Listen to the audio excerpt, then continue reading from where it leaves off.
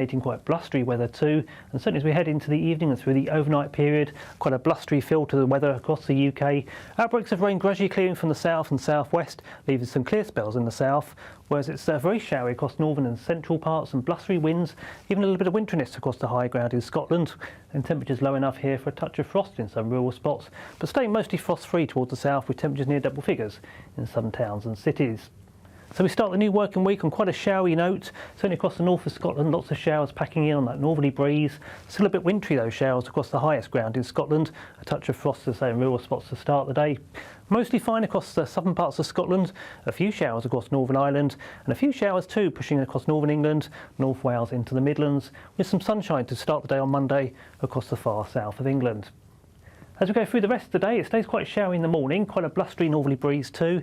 The showers and those winds gradually ease though from the west as we go into the afternoon, and then some more persistent rain starts to approach Northern Ireland by the very end of the day. Once again, it's quite chilly for the time of year, certainly across the north and northeast of the UK. Here temperatures no better than 7 or 8 Celsius in a few spots, whereas down towards the south and southwest, nearer average at around 13 or 14 degrees.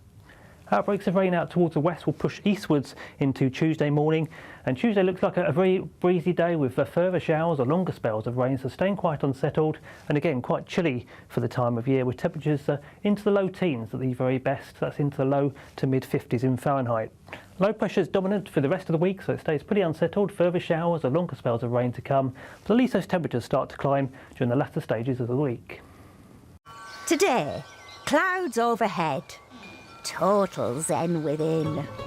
Box. It's the final week to see how you can become our biggest winner this year. First, you could be driving away with this brand new Benghad Primera motorhome. This luxury vehicle comfortably sleeps 4, has its own fitted kitchen and bathroom areas, and comes complete with fitted awning and bicycle rack. And that's not all, as we'll also give you a whopping £30,000 in tax-free cash to spend however you like. For another chance to win, text WIN to 63225. One entry costs £2.50 plus one standard network rate message, or text BONUS to 63225. 5 entries cost £5 plus one standard network rate message. Go to gbnews.com/win. Entries start at £2.50. Call 0903 686 3232. Calls cost £2.50 plus your network access charge. Or post your name and number to GB16 PO Box 8690 Derby DE1 9TT. UK only. Entrance must be 18 or over. Lines close at 4 p.m. on the 31st of October. Please check the closing time if listening or watching on demand. 5 hosts, 5 opinions, 5 fearless debates, 5 unfiltered takes on the day's news. 5 reasons not to be anywhere else on Saturday night. This is the Saturday 5. You got me. You got me good there. Britain's biggest Saturday night TV show. It's not a bad brand. Yeah. Uncensored. Very, very racy tonight. On the unpredictable. What does she say? Can you translate it for us? And always entertaining. And how can a country go from being led by William Wallace to Saturday nights from 6 p.m. only on GB News. the People's Channel? Britain's news channel. You're going to want to stay tuned, trust me. Hi, I'm Michelle Dewberry, and my show is your opportunity to cut through all the noise and dive in headfirst to some robust debates. Ideas clash. Situation, No, Because the failure is... You're deliberately avoiding my point. Nothing's held back, And if you think this is the end of it, wait for more. and we do not shy away from the difficult stuff. Sometimes I want to shake people and say, if only you understood. So join me on Jubes & Co. weeknights at 6 p.m, only on GB News, Britain's news channel. Mornings don't have to be tiresome, especially if you have the right company.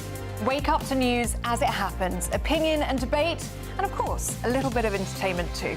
Because when the kettle's on, we're on. That's Breakfast on GB News, a show worth waking up for. Every morning from 6 a.m. Only on the People's Channel, Britain's news channel. We'll spread the news, you spread the word. Britain deserves a newsroom that puts the facts and your voice first. Well, and that's what you get on GB News. Lively debates, lively conversation. And we're not afraid to hold power to account. And each other. So join me, Andrew Pierce. And me, Miriam Cates, for Britain's Newsroom, weekdays from 9:30 on GB News.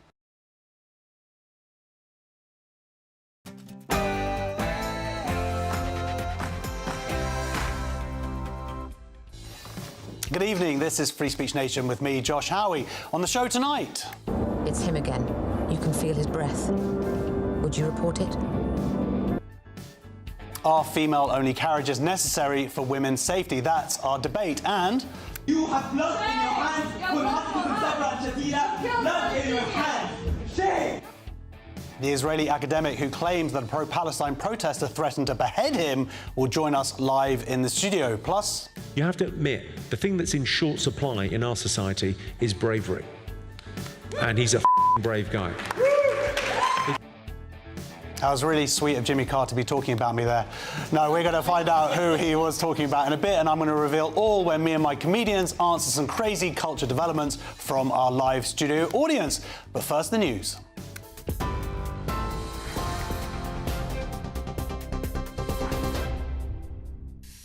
Very good evening to you. It's 7 o'clock here in the GB newsroom. The Justice Secretary says a convicted sex offender who's been arrested following his accidental release from prison on Friday will be deported this week. Hadesh Kabadu was found in the Finsbury Park area of North London this morning after a two-day manhunt.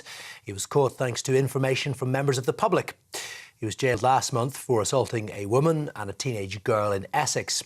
It's understood the Ethiopian was directed to the train station by prison staff following his release. Well, David Lammy's confirmed a member of staff at HMP Chelmsford's been suspended and says the government is putting measures in place to prevent this from happening again.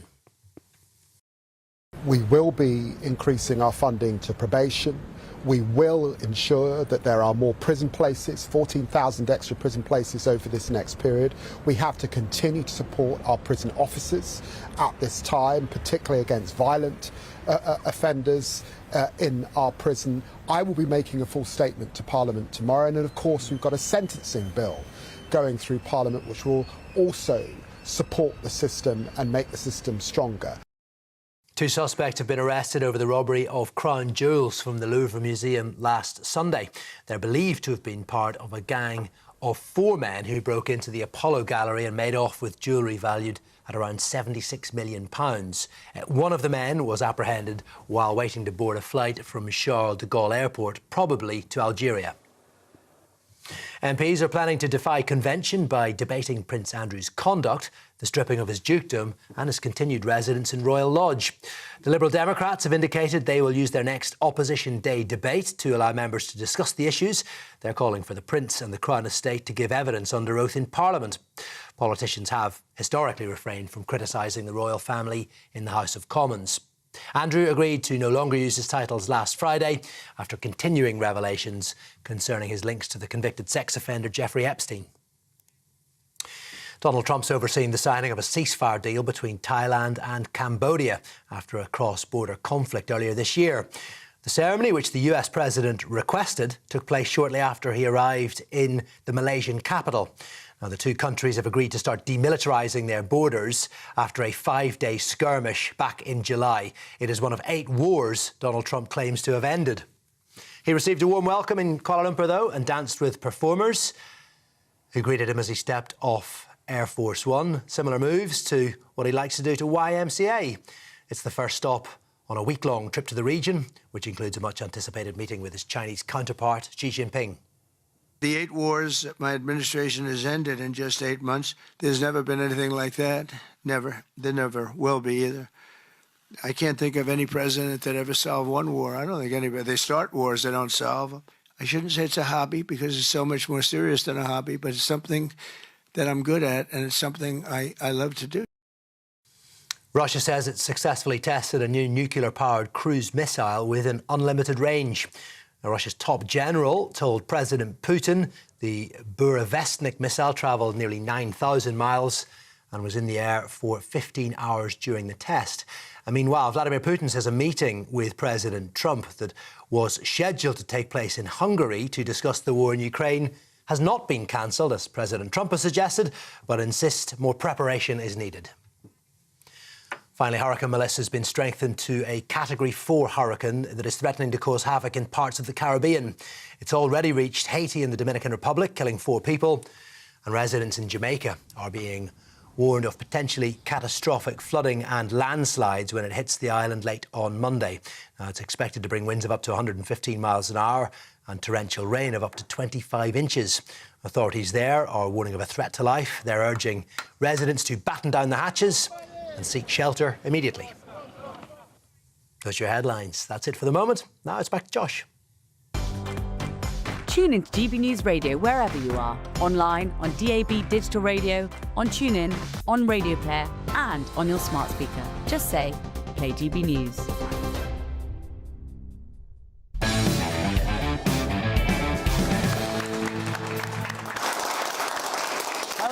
Welcome to Free Speech Nation with me, Josh Howie. This is a show where we cast our gaze across the spectrum of culture, current affairs and politics, doing our best to bring a bit of common sense to that which has become senseless. Coming up on the show tonight, Axel Rudababana's head teacher was shamed into silence by fear of racism. Kelly J. Keane is in the studio to discuss the damage that comes from not speaking the truth. And the Met Police have announced they will no longer investigate non-crime hate incidents. But does this mean that we will really see the end of them? Lord Toby Young from the Free Speech Union will be joining us later. And as Manchester Pride is dissolved, ONS is leaving Stonewall, we will discuss the fallout of the TQ plus invasion to the LGB plus. We'll be speaking to Academic, who is challenging the London Mass Society as their new trans-inclusive policy fails to add up. First, a 21-year-old London student is demanding women-only carriages on the tube, saying enough is enough when it comes to harassment on public transport. Camille Brown's petition has already hit nearly 12,000 signatures, calling on Sadiq Khan and TfL to act. Sexual offences on the network have soared, with more than 2,600 reported in a single year. Surveys show many women and girls feel unsafe, some avoiding public transport entirely. Yet, TfL flatly rejects the idea, insisting separate carriages isn't the answer and saying more policing and reporting is the way forward. So, are female-only carriages necessary for women's safety? To debate this now, I am joined by the journalist Naomi Furst and writer Jean Hatchett. Welcome to the show.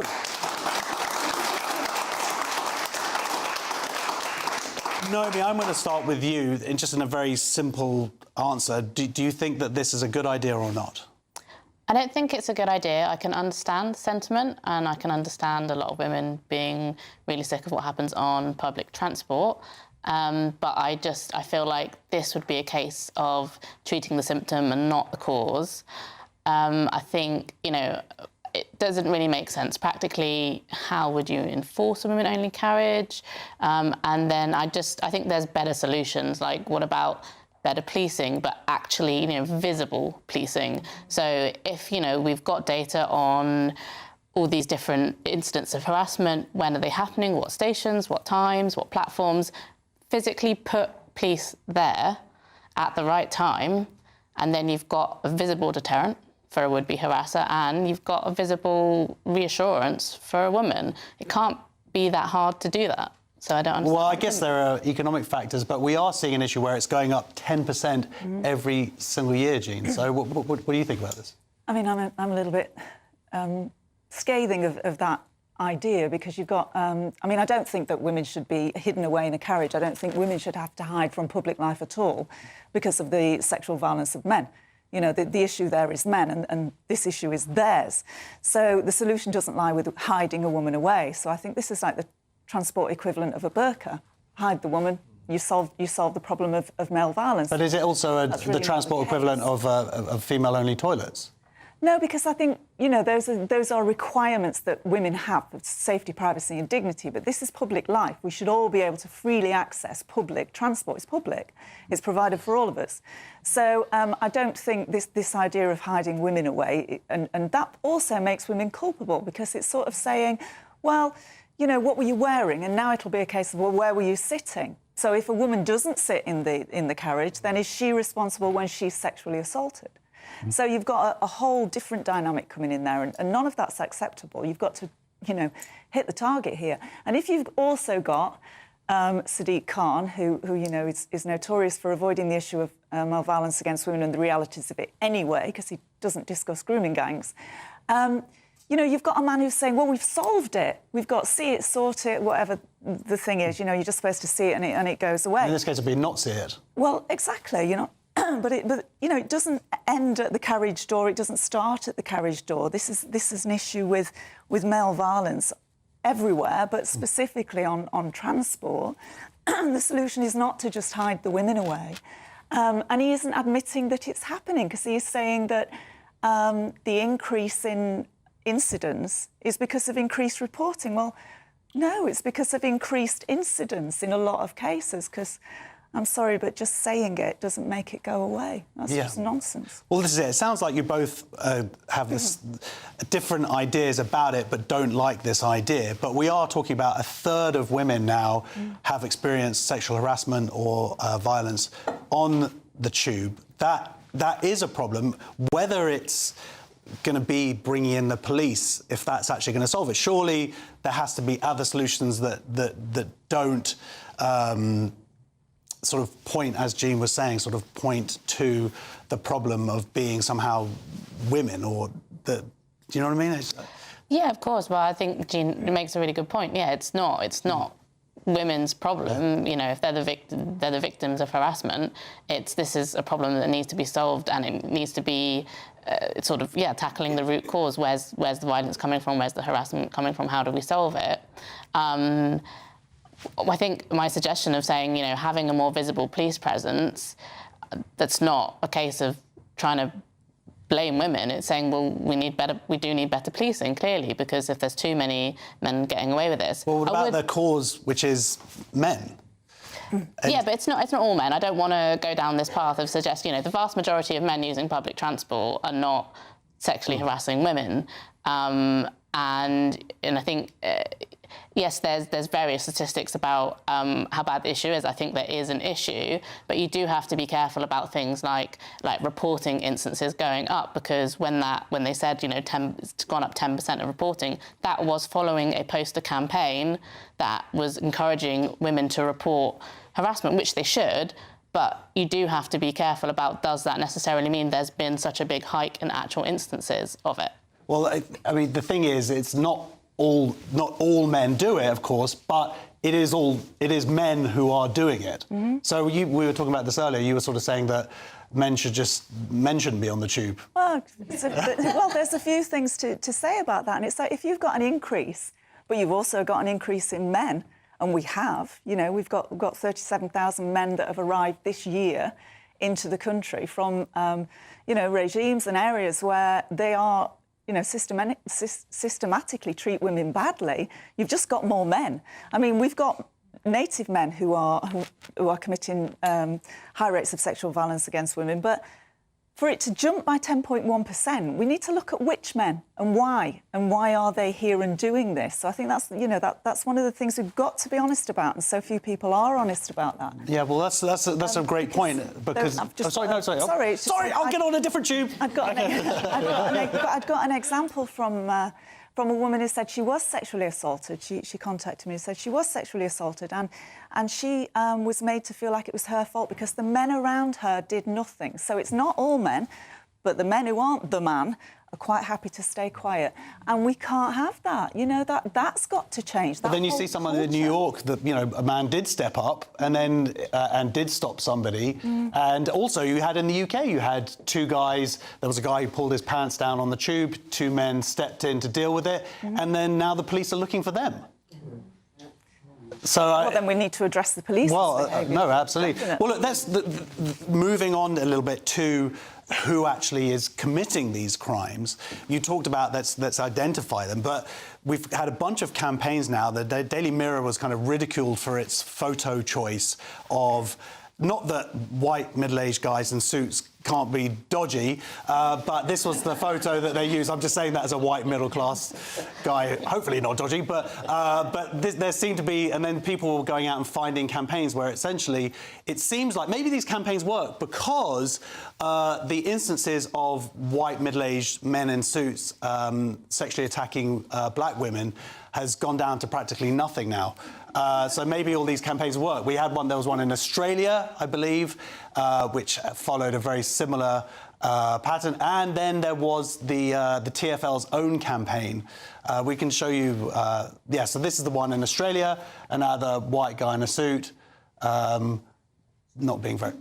And then we have the moving images. So in terms of identifying who exactly. I'm not, like, again, I'm sure there are some dodgy white guys in suits out there.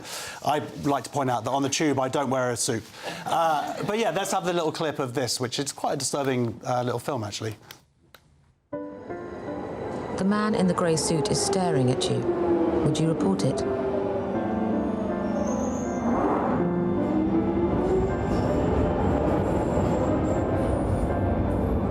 It's him again. You can feel his breath. Would you report it? So again, look, another white middle-aged guy in a suit, but they're not committing every single sexual assault by any means, yet all of these adverts that are meant to be helping to raise awareness and stop it aren't just speaking the truth. That, believe it or not, people who sexually offend across all minorities and ethnic minorities. Yeah, I think it's just, that's the kind of standard thing now, like the middle-aged white man is the sort of easy target, unfortunately. It's so unfair! And I think in this kind of climate of political correctness that we live in, the people making the campaign probably feel like they have to use a white middle-aged man as, you know, the criminal in this scenario, or they're going to get loads of backlash of, you know, your prejudice against whoever. And, yeah, so it's weird. The thing is, and then everybody notices, because, like you said, if it's the same advert here and in Australia and in somewhere else, you start noticing, and it doesn't ring true. And that doesn't mean, like you said, that obviously white men don't commit crime, but, you know, men of all colours are committing sexual harassment, and it starts sticking out a bit as odd and not realistic. I mean, Jean, what do you think about these? I mean, they're saying we're putting out these adverts, they're putting the money into them to help prevent it, yet they're not speaking truth. Well, they're not speaking truth. I mean, a woman who contacted me as well said that she had to get a dog because she was so sick of being groped by large groups of men of a specific demographic. And she said that the reason that she got a dog is because those men wouldn't touch her with a dog. And, you know, this is the reality. These are the anecdotes that are coming through. So, you know, I agree that it's a cross-demographic. The demographic of men who offend is not down to one specific. White, middle-class businessmen will do it as well. What I think we should do, it's radical, I told you this, but I think, you know, yeah, ban men for a week and say, you're not getting on the tube for a week. You sort it out. When you come back, if there are other instances of sexual violence from men, you've got another week off. Men will sort other men. Women can't sort them, and it's not our responsibility anyway. Transport for London don't want to sort them. They want to pretend it's not happening. So give men little breaks until they sort themselves. Fair enough. No, it's not all men, but it's enough men. Well, I would like to suggest my own little controversial solution, which is a carriage for geeky guys. Anyway, Transport for London have stated that we do not support any proposal for female-only train carriages on TfL services, but instead are working closely with the police to ensure our capital's transport network is a hostile place for offenders, including the use of intelligence-led policing operations to target offenders and hotspot locations. So, on the adverts, the proportion of Londoners agreeing that they have all the information they need to confidently intervene in an incitement of sexual harassment on public transport has gone up, as well as this 15% of campaign recognisers complain they have already reported or intervened as a result of seeing our advertising. Thank you very much to both of you for joining us here, Jean and Naomi, and next on Free Speech Nation. You have to admit, the thing that's in short supply in our society is bravery. And he's a brave guy. Jimmy Carr doesn't need to take the tube. I will reveal all when me and my comedians answer some crazy culture developments from a live studio audience. Next, big round of applause, please, for our guests.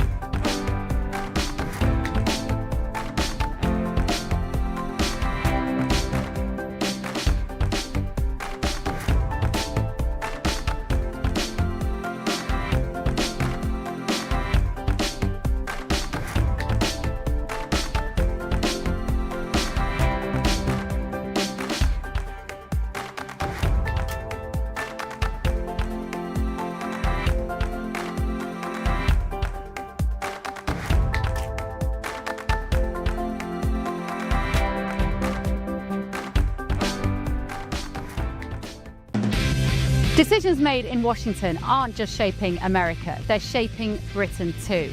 From migration to global security, from crime to health. Whatever happens in the White House today will be felt in your town or city tomorrow. That's why The Late Show is live from Washington, D.C. Cutting through the politics to show you what it all means for Britain.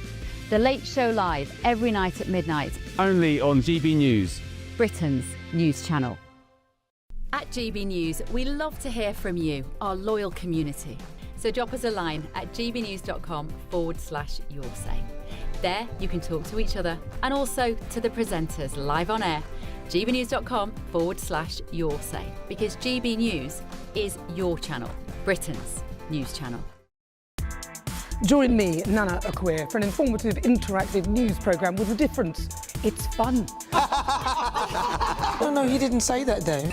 I'm so surprised. I think there's an element of truth to that. Join me from 3 p.m. every weekend, only on GB News, Britain's news channel.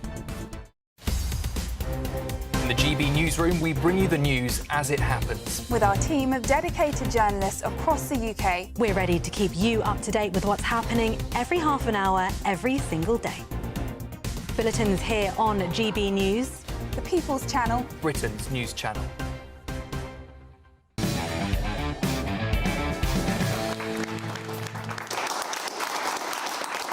Welcome back to Free Speech Nation. My comedian guests this evening are Cresta Wetton and Nicholas DeSanto. Let's have another one.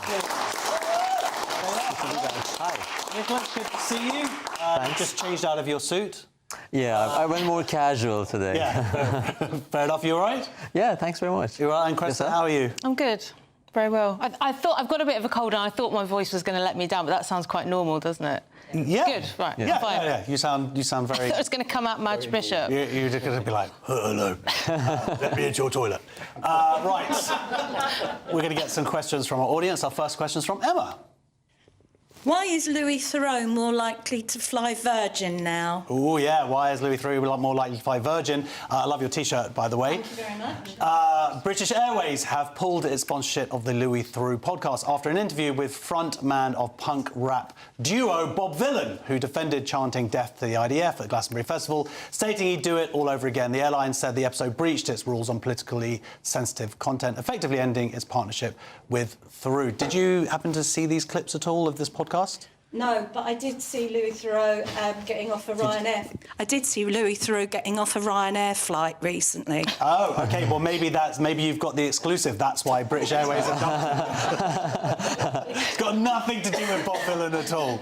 I mean, he's investigating all the wrongdoings of them. Yeah. How bad is it going for him if he's flying Ryanair? Yeah. How much was BA sponsoring him anyway? I understand the backlash, but there should be a limit. I mean, I have no sympathies for Louis Theroux or Bob Vylan, but I mean, flying Ryanair is supposed to be a successful podcaster. Yeah, no, exactly. What do you think about this? I mean, did you see the clip? I haven't, but I do think it's... I mean, what are BA thinking? Like, we need to have something less sensitive. Yeah, what have they looked at in his back catalogue? Why doesn't he go back to doing white supremacy documentaries or adult films? Or he's done some outrageous things. Are they really surprised? Well, I think the difference here is that, yes, he did documentaries on white supremacy, but he didn't sort of go, yeah, and add to it.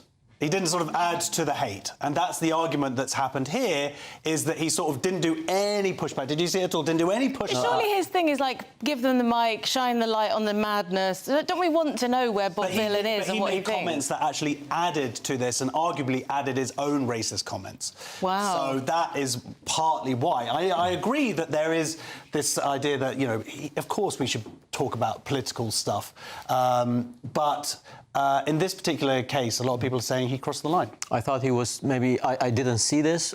From what I read on the article, looked like, and I thought he was only guilty of being too acquiescent or too soft on Bob Vylan, who, as the name suggests, is a villain.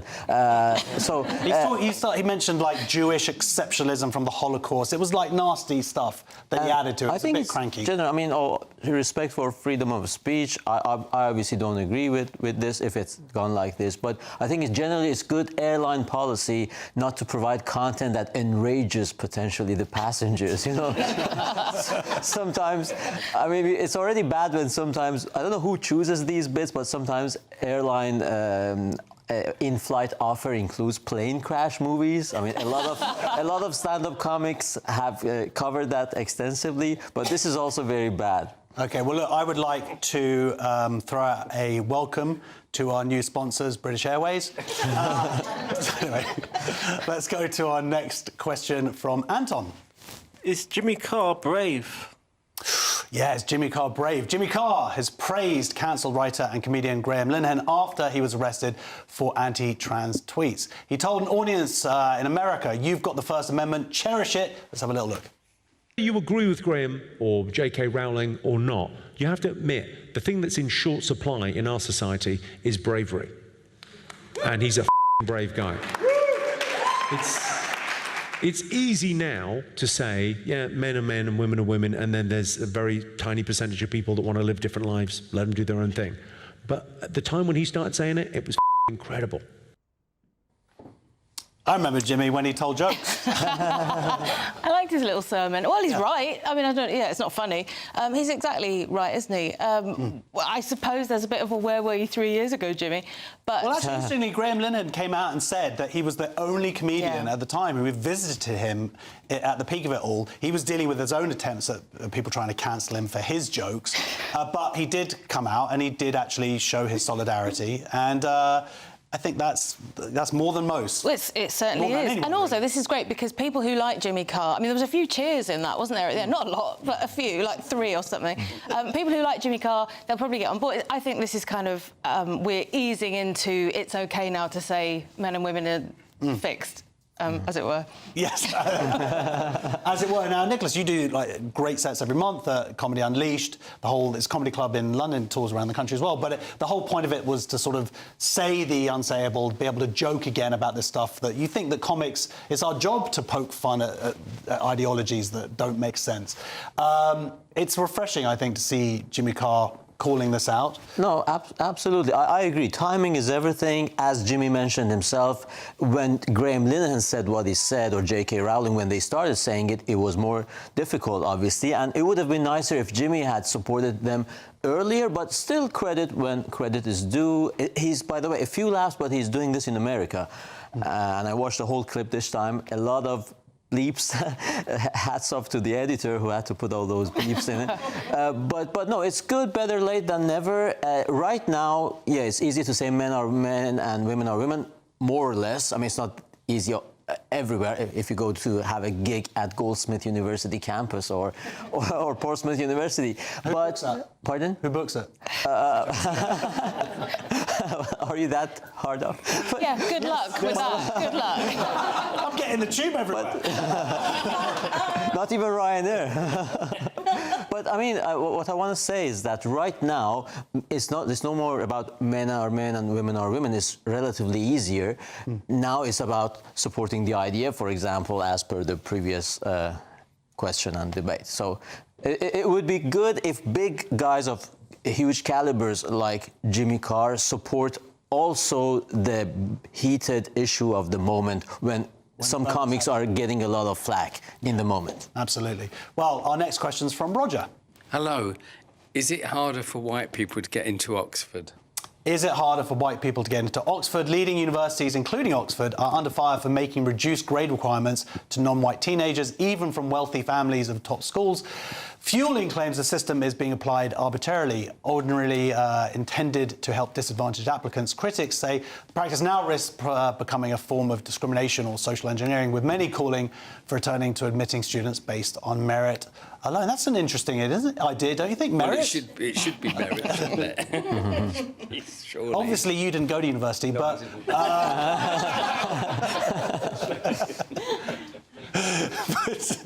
What do you think about this, Krista? Well, to answer your question, is it harder? Yes, but not as hard as it is if you're Chinese, because they've they've made that another category. So I think I read that there was something like 16% of people who get in despite not really having the grades they were supposed to get are black, and then it goes down to, is it 8% for white people? I might have that wrong. 6%. 6%, yeah. 2% if you're Chinese. So it's really, really segregated. And I think you were just saying that it's not about class in this case, because this even applies regardless of what school you went to, what opportunities you've had. So it's just about colour. It's outrageous. Well, this is it, because the universities are under this pressure to have a certain percent. I think it's like 25% of people going to university that have to be people of colour or different ethnic minorities. So it feels like they're using this way and getting rich black kids. And we've seen, of course, it's white young boys are the ones who sort of underperform the most. Poor young boys. Underperform the most when it comes to academics. Absolutely. And need support. First of all, they have this regulator, I think it's called the student office, if I'm not wrong, breathing on the back of their neck because they have to meet these diversity quotas. And secondly, they also need, so to speak, bums on the seats, especially when demand from overseas students for whatever reason drops. So they are desperate to lower the standards. But then leaving merit and going for DEI is always problematic or controversial, to say the least, because merit is supposed to be or is likely to be sacrificed. But then they do these contextualized offers. They see the wider context. Do you come from a broken home? Are you a young carer? Did you have obstacles? Fair enough. This is already kind of controversial area. But then they go for color, like black, brown. One parent was overseas, born overseas, and some of these blacks or browns, they are actually wealthy and they are doing well. So ironically, it underlines that low expectation hypocrisy, where just by being black or brown, they expect you to have had a difficult life, whereas they're actually doing quite well. Well, I should just say I'm a little bit bitter myself. I applied to go to Oxford and I didn't get in, but there's nothing to do with that. I'm just a bit thick. Right, next on Free Speech Nation, Axel Ruda-Cabana's head teacher was shamed into silence by fear of racism. Kelly J. Keane is in the studio to discuss the damage that comes from not speaking the truth. See you in 2 minutes.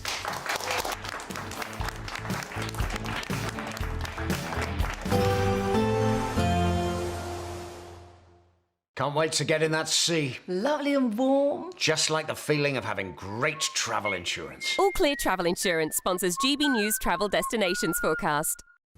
Hello there. We've got showers and longer spells of rain across western parts of the Mediterranean at the moment. Further east, some warm sunshine. We can see Madeira seeing some showery outbreaks of rain for the next few days. Temperatures in the low 20s. The risk of a few showers for southern Spain and Portugal. But in the sunshine, temperatures above average. Plenty of dry weather across Italy and Greece at the moment. Temperatures 25, 26 Celsius. So feeling warm in that sunshine, and it stays pretty settled the next few days.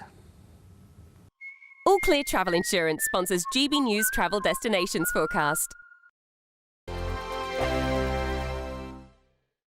Hello, here's your latest weather update from the Met Office for GB News. We've got an unsettled week of weather in store across the UK, all of us seeing rain at times, often quite blustery, although it will turn a bit milder towards the end of the week and certainly into next weekend. At the moment, we've got low pressure feeding its way southeastwards across the UK, tightly packed isobars, indicating quite blustery weather too, and certainly as we head into the evening and through the overnight period, quite a blustery feel to the weather across the UK. Outbreaks of rain gradually clearing from the south and southwest, leaving some clear spells in the south, whereas it's very showery across northern and central parts and blustery winds, even a little bit of winteriness across the high ground in Scotland, and temperatures low enough here for a touch of frost in some rural spots, but staying mostly frost-free towards the south with temperatures near double figures in some towns and cities. So we start the new working week on quite a showery note, certainly across the north of Scotland, lots of showers packing in on that northerly breeze. Still a bit wintry, those showers across the highest ground in Scotland, a touch of frost, as I say, in rural spots to start the day. Mostly fine across the southern parts of Scotland, a few showers across Northern Ireland, and a few showers too pushing across Northern England, North Wales into the Midlands, with some sunshine to start the day on Monday across the far south of England. As we go through the rest of the day, it stays quite showery in the morning, quite a blustery northerly breeze too. The showers and those winds gradually ease though from the west as we go into the afternoon, and then some more persistent rain starts to approach Northern Ireland by the very end of the day. Once again, it's quite chilly for the time of year, certainly across the north and northeast of the UK. Here temperatures no better than 7 or 8 Celsius in a few spots, whereas down towards the south and southwest, nearer average at around 13 or 14 degrees. Outbreaks of rain out towards the west will push eastwards into Tuesday morning, and Tuesday looks like a very breezy day with further showers or longer spells of rain, so staying quite unsettled and again quite chilly for the time of year, with temperatures into the low teens at the very best. That's into the low to mid 50s in Fahrenheit.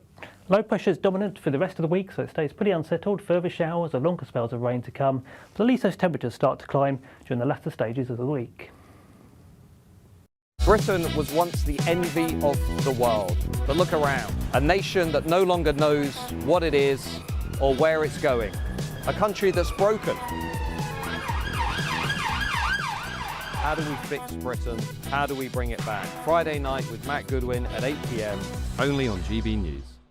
At GB News, we love to hear from you, our loyal community. So drop us a line at gbnews.com/yoursay. There you can talk to each other and also to the presenters live on air. gbnews.com/yoursay, because GB News is your channel, Britain's news channel.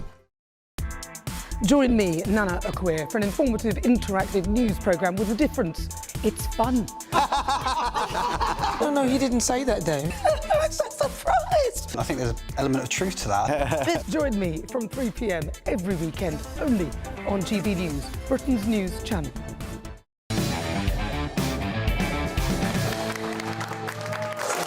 There we go. Welcome back to Free Speech Nation with me, Josh Howie. A head teacher removed the word sinister from the Southport killers' education plan after mental health workers accused her of racially profiling a black boy with a knife. Head teacher Joanne Hodson told the public inquiry investigating his crimes that from his first day she realised the teenager was very high risk. Joining me now to discuss this is the founder of the Party of Women, Kelly J. Keane. Hello.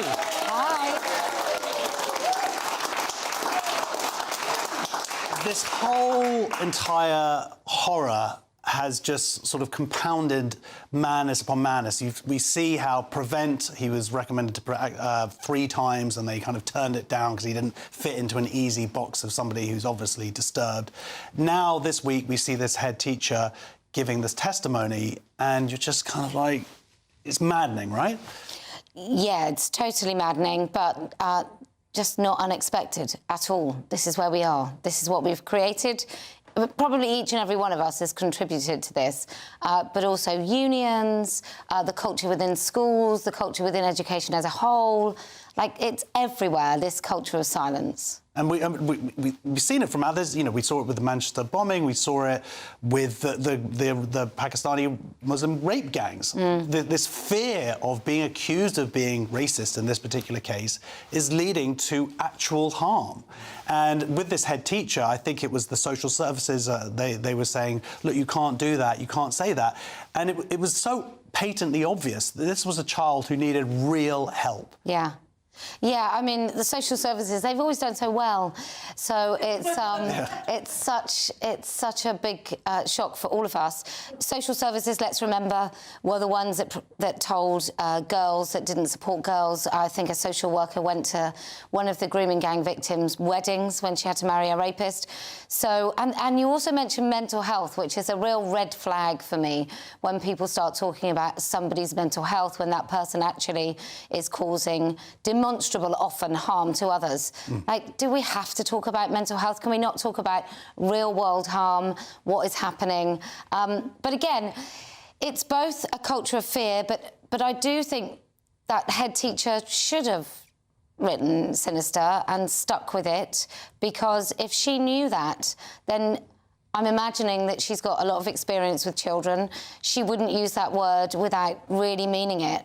And I think she should have put her foot down. And I think that's probably what you would have done and I would have done in that situation. That word would not have been erased. Well, maybe, but then you see it, anything in retrospect is to look at it. But she says that, meeting him, it was, she said, why? Because he went to this school because it was a specialist school anyway, and she talked to him like, why did you take a knife in? He said, to use it. I mean, you could not have got more red flags. And again, it's the tragedy just being so avoidable. Yeah. I'm sure that she wishes that she did. But how are we going to get to a point as a society where we can actually really start speaking truth, that when a child comes along of any ethnicity but is obviously disturbed, that you can just call it out? Well, without wanting to be too facetious, the way you speak the truth is open your mouth and let the words come out. Like, it's not that difficult. It is difficult if you want everyone to like you. It's quite difficult to speak the truth. It's difficult if you want everyone to think that you're the most lovely, kind, accepting person in the world. It's quite difficult then. But if actually the truth is your ultimate goal and the truth is the most important thing to you, it's not really that difficult. In fact, for many of us who do speak the truth to our cost, I think that we can't not speak the things that need to be said. I can't not say that is a man when it's clearly a man pretending to be a woman. There's nothing about that I can say it's not, that is a woman. The same with the grooming gangs. I can't not say that there probably is an issue within the Pakistani Muslim culture that meant that they were more likely than other groups to gang rape children. You've got to be able to say these things. And if we don't say them, it makes it harder for the next person and the next conversation and the next conversation. So how do we do it? We just do it. Yeah. Well, this is it. You say we just do it, and as you have done it, I like to think that I speak up about these things as well. But we have had, like we said, the Manchester bombing. You think that would be a moment that they said they were afraid of approaching these men because they were afraid of being accused of being racist, and children were blown up. You would think that would be the point where we as a society go, you know what, we've just got to get over being impolite, and we actually have to start caring more about, in this case, children's lives than this fear of being attacked as being racist. Yeah. And yet we'd never seem to learn that lesson. Well, I think if you look at something like the police, just to use a very specific example, police at certain sort of stages, they're thinking, ooh, pension. I'm 45. In a few years' time, I can retire and I'm going to be on this pension. If I get to the next sort of career bit, I'll be on this pension. So I'm not going to talk about the things that I need to. I'm not going to raise those particular issues. I'm just going to keep the peace. Well, I think that should be detrimental for your career in the police. Likewise, this particular teacher, I think it should be detrimental if you don't actually take risk to protect children. Ultimately, what that boy did in the end is he killed some little girls, and there were teachers that knew that he had the capacity to do absolute evil. And so I think we just have to celebrate people maybe when they do come out and speak the truth, rather than all turn a blind eye and ostracise those people as if they've done something wrong.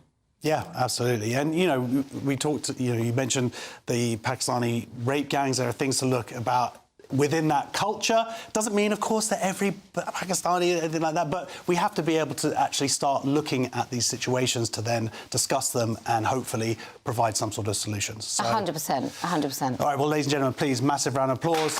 She who speaks up, Kelly JT. Next on Free Speech Nation, we're going to speak to an academic who is challenging the London Mass Society as their new trans-inclusive policy fails to add up. That's a joke. See you in 2 minutes.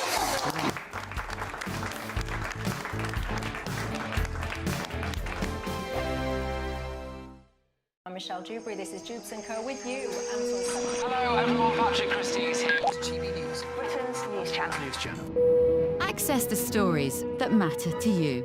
Take the GBNews family with you on any device, and as long as you have an internet connection. Tune in to GBNews anywhere on the planet or beyond. GBNews, the People's Channel, Britain's news channel. From the school run to the home run, watch a new show for all of Britain. He can say whatever he wants. A straight-talking show where all voices are heard. And, when are we going to stop talking about smashing the gangs and actually do it? With the stories that matter from every part of our country. There's a bit of a crash landing there for your Chancellor. Bold, fearless and standing up for you. That's me, Martin Daubney, 3 p.m. till 6 p.m, weekdays, here only on GB News. The People's Channel, Britain's news channel. Westminster's full of talk, but out here, it's the real world. Am I allowed to talk now? No, that's it. This is where it matters, real people and real lives That's what politics is all about. The fact has Trump made a good start? No. Straight answers, no spin, and just a couple of pints. How many fingers have I got up? About 10. So join me for Lee Anderson's Real World every Friday at 7 p.m. only on GB News. The People's Channel, Britain's news channel. You want to know what's really going on in the corridors of power? Labour don't know what to do with you half the time, and that makes you quite lethal in the chamber. Get behind the headlines with Chopper's political podcast. Join me, Christopher Hope, as I sit down with the great and the good of British politics. We'll see where this ruling takes us. These are the stories shaping our nation. Chopper's political podcast, available now on all platforms. Listen in and stay ahead. Decisions made in Washington aren't just shaping America, they're shaping Britain too. From migration to global security, from crime to health. Whatever happens in the White House today will be felt in your town or city tomorrow. That's why The Late Show is live from Washington, D.C. Cutting through the politics to show you what it all means for Britain. The Late Show live every night at midnight. Only on GB News, Britain's news channel. Bold. They are under no illusion. Ray. Are you a human trafficker? Boundless. I've had enough of the nonsense, and I'm not afraid to say it. Don't get this on the BBC. Every weeknight, I tear through the headlines. The smell of gasoline. Should we be worried about it? From Westminster madness to cultural war chaos. What I'm going to do now, they are throwing things out the car as we speak. Get ready, Britain. Here we go. Patrick Christie tonight, weeknights from 9 p.m. only on GB News, Britain's news channel.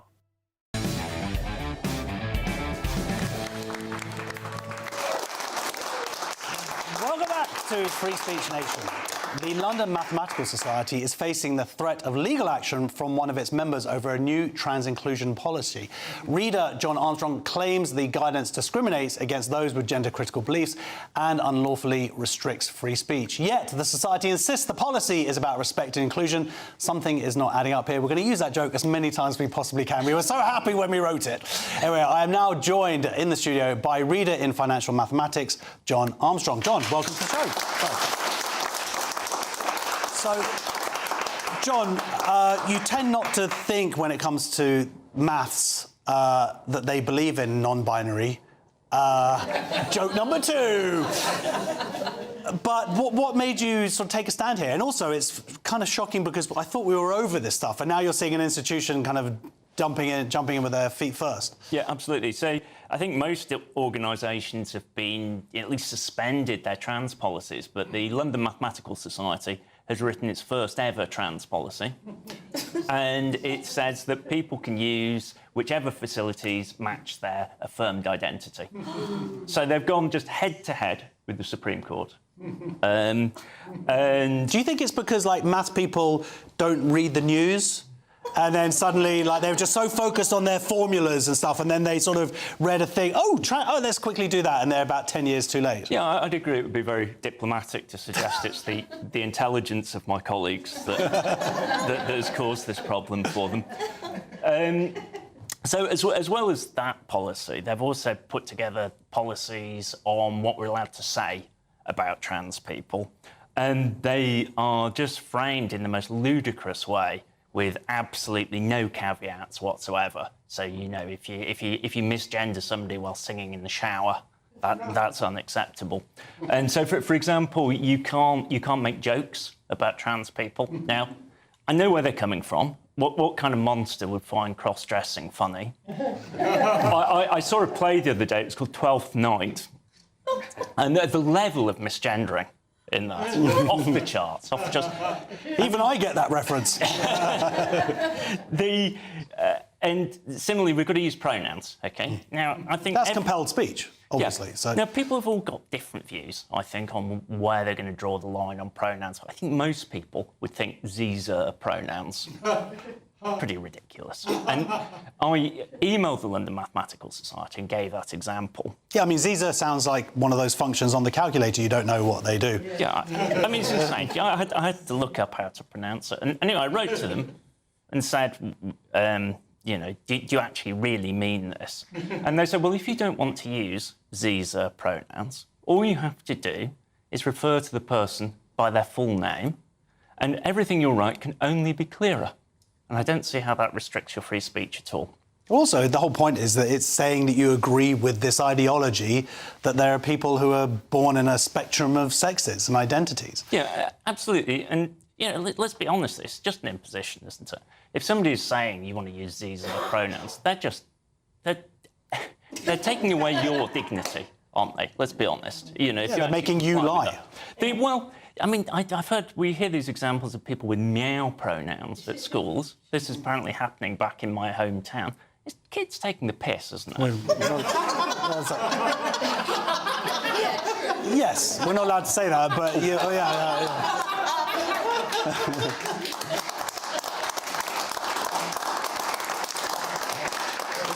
This is it, I guess, yeah. Sorry if that offended anybody, especially cats. So, for them to bring this policy in, you went to them, you said, look, you're a little bit behind the curve on this. The Supreme Court has already ruled. And they were like, nope, we know best, and we're going to continue down this road. So what are you doing? I've asked a lawyer to write to them just to make it absolutely clear what the law is. You know, I'm a mathematician. Maybe they don't accept my view on what the law is, and I'm hoping that they're going to listen to that and they're going to change their policies. But from the initial sort of communication you had with them, like you said, it sounded like they very much believe that they are in the right here, and it sort of got a bit heated. Well, so far they've done nothing, and you know, unfortunately, this is just true across the sector. So, universities, they've had 6 months to pay attention to the Supreme Court, and they've not paid attention to the Supreme Court. And the issue for me with this is that we're sending a message to our students by doing this, that the law is in some way optional.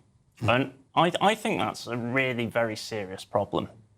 I think you're going to be talking to Michael Benghad later on, who's had students openly harassing him. Threatening violence. Yeah. And to me, if we have an institution like the London Mathematical Society saying that they can just ignore the law, then students are going to think they can just ignore the law. And that we're going to start seeing the terrible atmosphere that we indeed already have on campus. So that's really why I'm doing this. I just want to say, look, we've got to stand up. We've got to say, we're the grown-ups here. We're going to obey the law. We take this seriously, and we're going to treat people with dignity and respect. Absolutely. I guess what's interesting for me reading the story when I read it when it first broke in the newspapers was we're very much used to these kind of policies being written for the social sciences. But when it comes to hard science, when it comes to maths, and they are basically creating a policy that arguably, well, first of all, we know it breaks the law, but also that it follows an ideology. You don't expect that when it comes to maths. Well, to be honest, the reason is that 15% of maths professors are women only, and they just don't know anything about these issues. And they just it seems to me that the entire LGBT issue, scientists just lose the plot completely.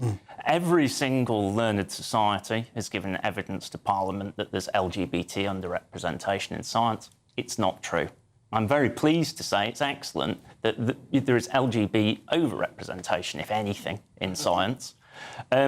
The London Mathematical Society referred to a report by the Royal Society of Chemistry, which they said showed I can't remember their phrasing, the level of oppression trans people face. And in fact, it shows the exact opposite. It shows that LGBT people, at least in universities, are actually happier in their work than heterosexuals. And so they're just ignoring science entirely. Okay. Well, look, we approached the London Math Society for comment. They haven't got back to us. But in the meantime, thank you very much. The reader in financial mathematics, John Armstrong.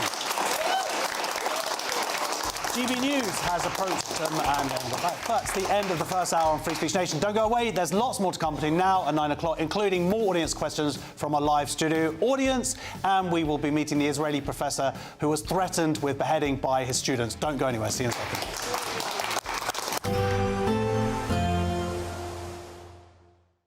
Expect warm spells with the odd rude interruption. Box Boilers sponsors the weather on GB News. Hello, here's your latest weather update from the Met Office for GB News. We've got an unsettled week of weather in store across the UK. All of us seeing rain at times, often quite blustery, although it will turn a bit milder towards the end of the week and certainly into next weekend. At the moment, we've got low pressure feeding its way southeastwards across the UK, tightly packed isobars, indicating quite blustery weather too. And certainly as we head into the evening and through the overnight period, quite a blustery feel to the weather across the UK. Outbreaks of rain gradually clearing from the south and southwest, leaving some clear spells in the south, whereas it's very showery across northern and central parts and blustery winds, even a little bit of winteriness across the high ground in Scotland, and temperatures low enough here for a touch of frost in some rural spots, but staying mostly frost-free towards the south with temperatures near double figures in some towns and cities. So we start the new working week on quite a showery note, certainly across the north of Scotland, lots of showers packing in on that northerly breeze. Still a bit wintry those showers across the highest ground in Scotland, a touch of frost to say in rural spots to start the day. Mostly fine across the southern parts of Scotland, a few showers across Northern Ireland, and a few showers too pushing across Northern England, North Wales into the Midlands, with some sunshine to start the day on Monday across the far south of England. As we go through the rest of the day, it stays quite showery in the morning, quite a blustery northerly breeze too. The showers and those winds gradually ease though from the west as we go into the afternoon, and then some more persistent rain starts to approach Northern Ireland by the very end of the day. Once again, it's quite chilly for the time of year, certainly across the north and northeast of the UK. Here temperatures no better than 7 or 8 Celsius in a few spots, whereas down towards the south and southwest, nearer average at around 13 or 14 degrees. Outbreaks of rain out towards the west will push eastwards into Tuesday morning, and Tuesday looks like a very breezy day with further showers or longer spells of rain, so staying quite unsettled and again quite chilly for the time of year, with temperatures into the low teens at the very best. That's into the low to mid 50s in Fahrenheit. Low pressure is dominant for the rest of the week, so it stays pretty unsettled. Further showers or longer spells of rain to come, but at least those temperatures start to climb during the latter stages of the week. Expect warm spells with the odd rude interruption. Box Boilers sponsors the weather on GB News. It's the final week to see how you can become our biggest winner this year. First, you could be driving away with this brand new Benghad Primera motorhome. This luxury vehicle comfortably sleeps 4, has its own fitted kitchen and bathroom areas, and comes complete with fitted awning and bicycle rack. And that's not all, as we'll also give you a whopping £30,000 in tax-free cash to spend however you like. For another chance to win, text WIN to 63225. One entry costs £2.50 plus one standard network rate message, or text BONUS to 63225. 5 entries cost £5 plus one standard network rate message. Go to gbnews.com/win. Entries start at £2.50. Call 0903 686 3232. Calls cost £2.50 plus your network access charge. Or post your name and number to GB16 PO Box 8690 Derby DE1 9TT. UK only. Entrance must be 18 or over. Lines close at 4 p.m. on the 31st of October. Please check the closing time if listening or watching on demand. Hi, I'm Michelle Dewberry, and my show is your opportunity to cut through all the noise and dive in headfirst to some robust debates. Ideas clash. Situation, isn't it? Because the failure is... You're deliberately avoiding my point. Nothing's held back. And if you think this is the end of it, wait for more. And we do not shy away from the difficult stuff. Sometimes I want to shake people and say, if only you understood. So join me on Jubes & Co weeknights at 6 p.m, only on GB News, Britain's news channel. Join me, Nana Akweer, for an informative, interactive news programme with a difference. It's fun. No, you didn't say that, Dave. I'm so surprised. I think there's an element of truth to that. Join me from 3 p.m. every weekend, only on GB News, Britain's news channel. From the school run to the home run, watch a new show for all of Britain. So he can say whatever he wants. A straight-talking show where all voices are heard. And, you know, when are we going to stop talking about smashing the gangs and actually do it? With the stories that matter from every part of our country. There's a bit of a crash landing there for your Chancellor. Bold, fearless and standing up for you. That's me, Martin Daubney, 3 p.m. till 6 p.m, weekdays, here only on GB News. The People's Channel, Britain's news channel. Britain was once the envy of the world, but look around. A nation that no longer knows what it is or where it's going. A country that's broken. How do we fix Britain? How do we bring it back? Friday night with Matt Goodwin at 8 p.m, only on GB News.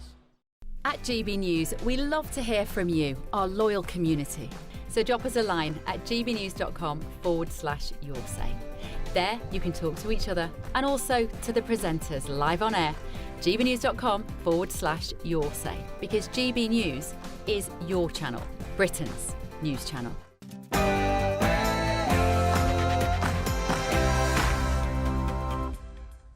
There's plenty more still to come on Free Speech Nation this week, including...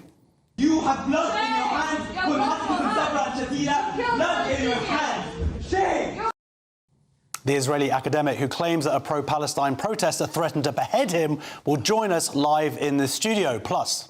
It drives me mad when I see adverts full of black people, full of Asian people, full of, people that basically are anything What's wrong other with that, than Sarah? white. Is it racist to think white people aren't represented in adverts? That's just one of the questions our live studio audience will be throwing at me and my fellow comedians. But first, let's get a news update from Aaron Armstrong.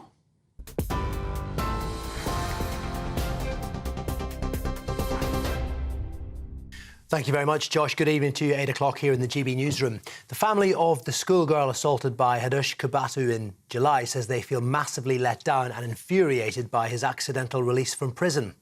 The Ethiopian migrant was apprehended in Finsbury Park in North London this morning after a two-day manhunt, having been freed on Friday and reportedly directed to the train station by prison staff.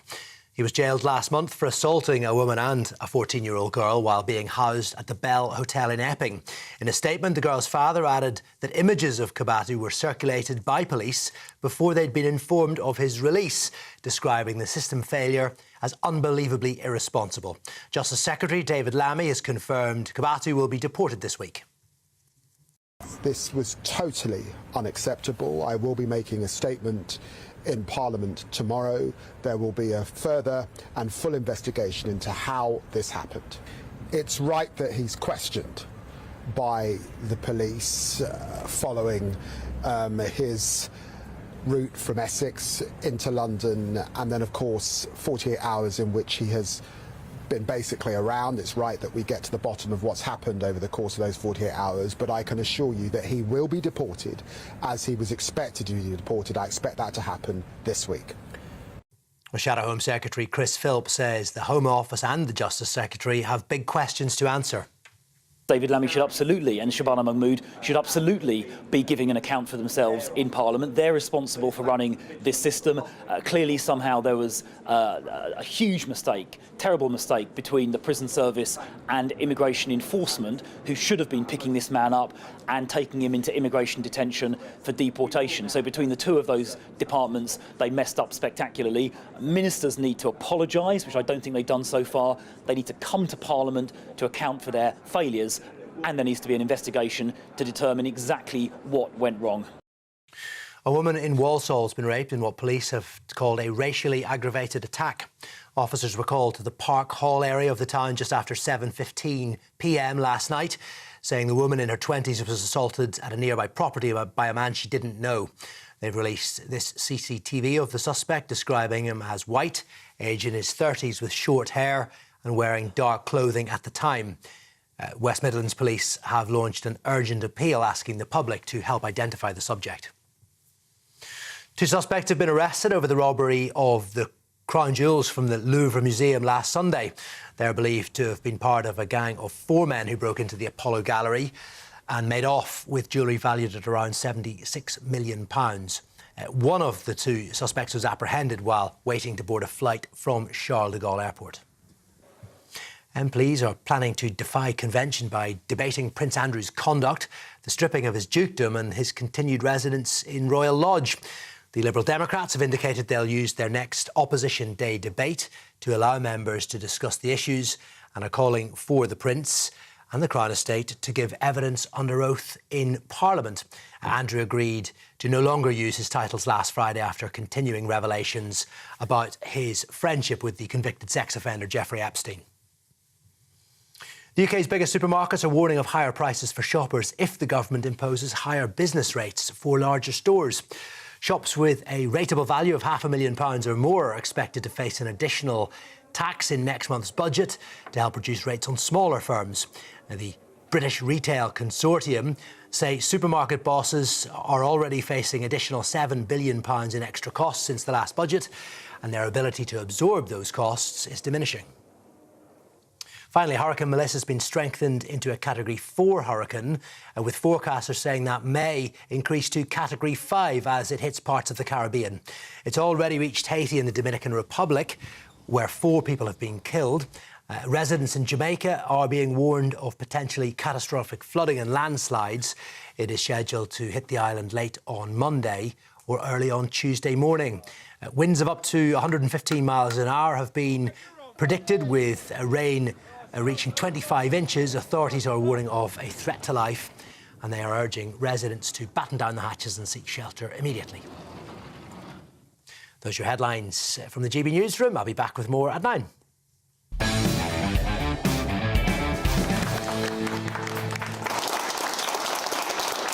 Welcome back to Free Speech Nation with me, Josh Howley. I'm still joined by fellow comedians Cresta Wetton and Nicholas DeSanto. Let's do it again.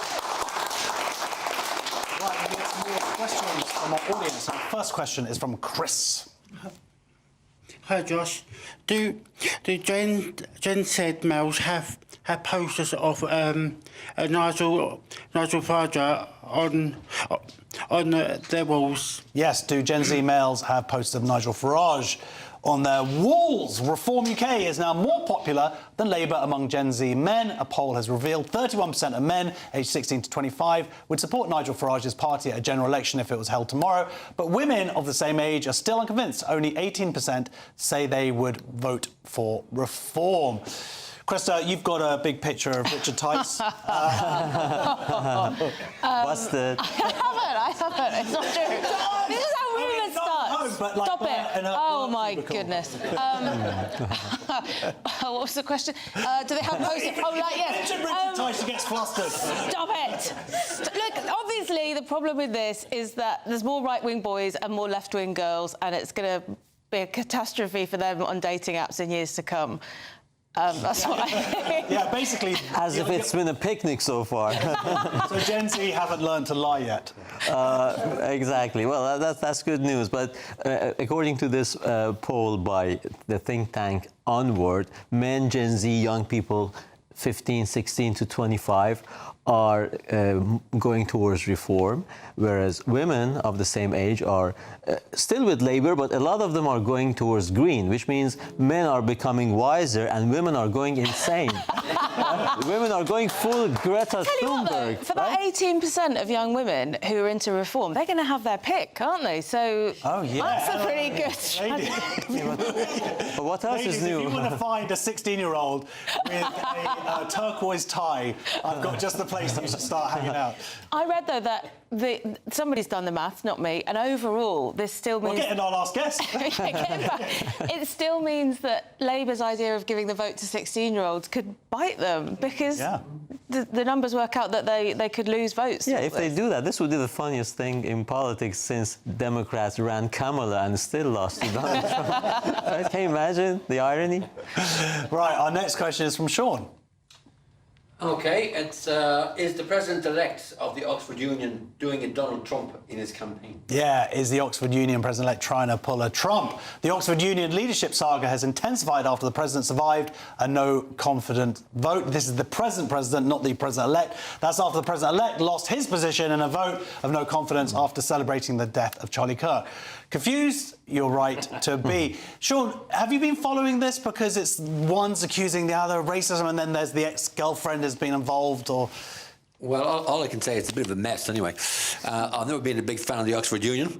I love debating, but I wouldn't go there to debate, I can tell you that much. But they seem to have handled this thing extremely badly, so I think it's more down to them than anything else. Yeah, I mean, look... A guy, this isn't cancel culture. This is whether someone's actually suited for their role. If you're running a free speech society, then celebrating the death of someone murdered for using their free speech, they don't fit together. No, absolutely. I mean, so that's been established. A lot of people have agreed that it's inappropriate for him to carry on as the president-elect. Because of his views on Charlie Kirk. In fact, well, not just his views, the way he went about expressing them, that's outrageous. But then in the meantime, he's now sort of called so he's done his no vote. Like, guys, I'm going to not really die on my sword. I'm going to sort of make it look a bit like I'm doing that. The day before, they would have anyway gone to a vote. Right. Yeah. So he's, that's not very dignified. And now there's been like a counter vote of no confidence against the current guy, who has said, "Hang on, I haven't done anything wrong," which I think is because Abaronye, stay with me, the president-elect, thinks that his vote of no confidence hasn't been handled properly, which is the messy bit. So is he doing a Trump? No, it's not very dignified, is it? It's like they're just kids or something. Yes, crazy to give them all of this influence and budgets over. Are you a fan of the Oxford Union? Would you go? No way. This guy, George Abaronye, I practice pronouncing his surname, he's not doing a Trump, he's not pulling a Trump because Trump did win 2020. And this guy has lost the vote of confidence. The way that 2020 was conducted, do you know they're still counting in Nevada?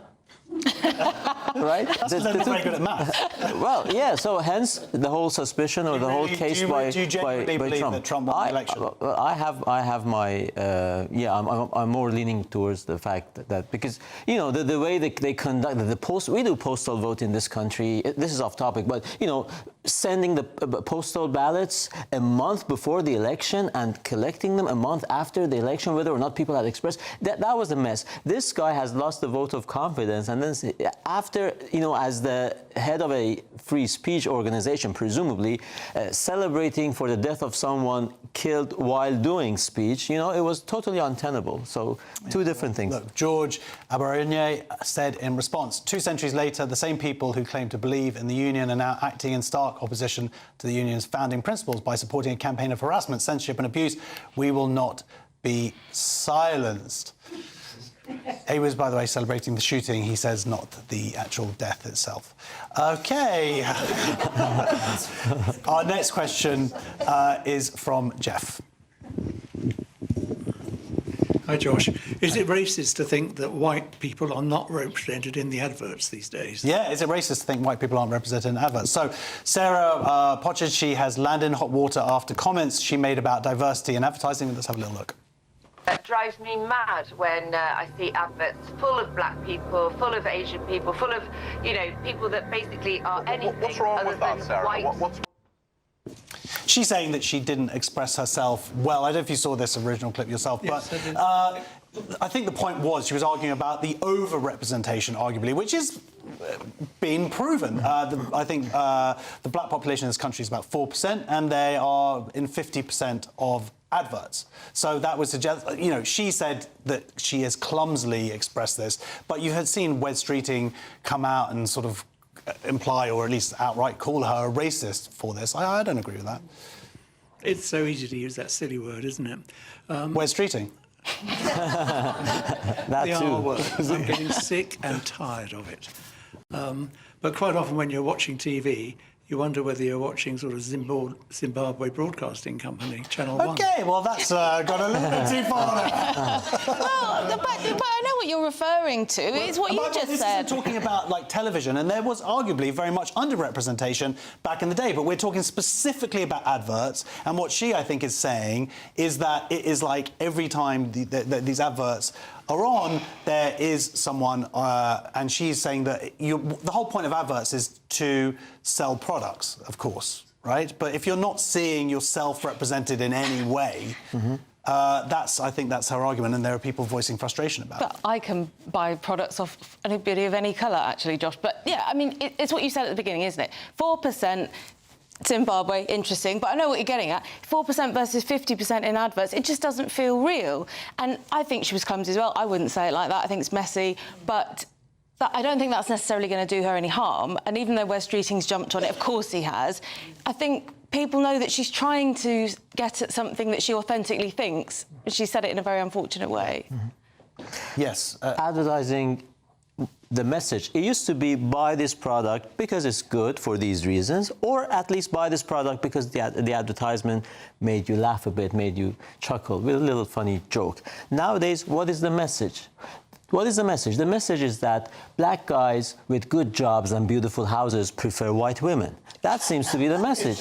And it's not a good message. I was about to apologise for the Zimbabwe thing, but you're adding one more thing on top of it. You know, I'm going to say... I'm fulfilling my contract. I'm going to say a quick thing. I do a bit of acting. I do adverts. You don't get... it's interesting to see that the role... Basically, the only auditions that I've had in the last few years are for white men in suits on the tube. Right, next on Free Speech Nation, the Israeli academic who claims that a pro-Palestine protester threatened to behead him will join us live in the studio. You do not want to miss that. See you in 2 minutes.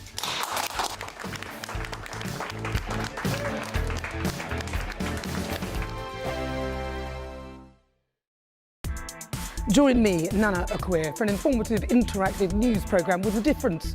It's fun. No, he didn't say that, Dave.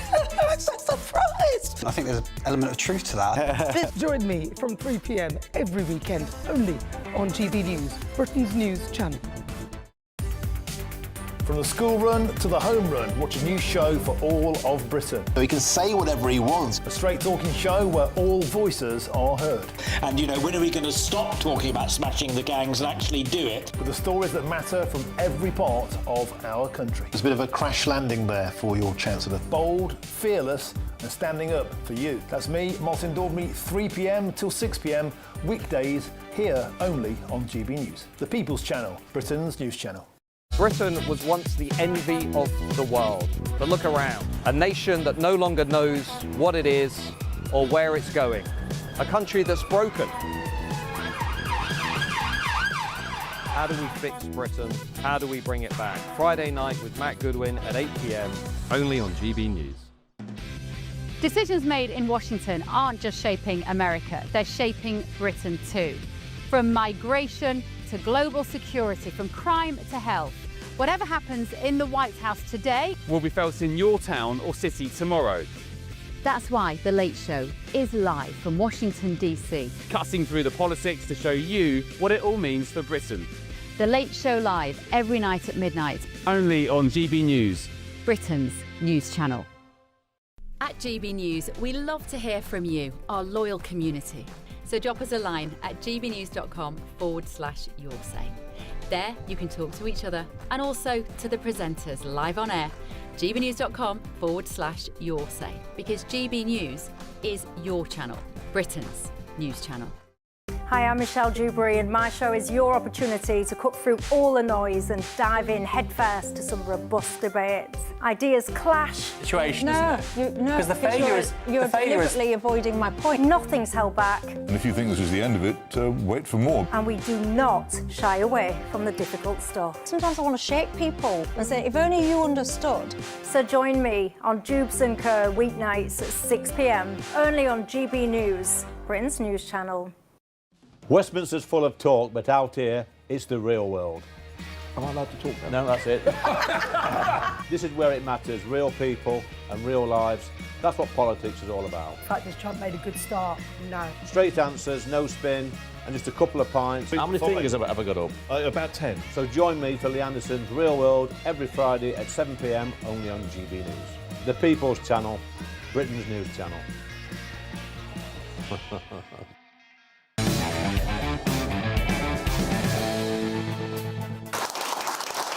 Welcome back to Free Speech Nation. An Israeli economics lecturer at City University says mass protesters barged into his class, called him a war criminal, and even threatened to behead him. You have blood in your hands. Blood in your hands. Shame! This lecturer signed in the IOM. Let's hold the genocide in Gaza.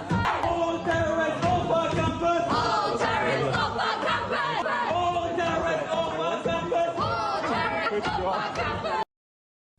I should point out these aren't his students. This case highlights the growing tension between protest rights and academic freedom and is already fueling political calls for tougher action on extremist activism in university spaces. I am joined in the studio by the Professor of Economics at City St George's, University of London, Professor Michael Benghad. So, just to reiterate, the students in my department are lovely. They're a pleasure to teach. They are polite, they are well-mannered, and when those thugs came into my lecture theater, they were absolutely appalled. You could see how frightened they were. That's the first thing. Now, if you look carefully at that video, you'll see something else. I mean, it makes for pretty difficult viewing. They captured me in profile. I need to lose some weight. I'm not going to say anything.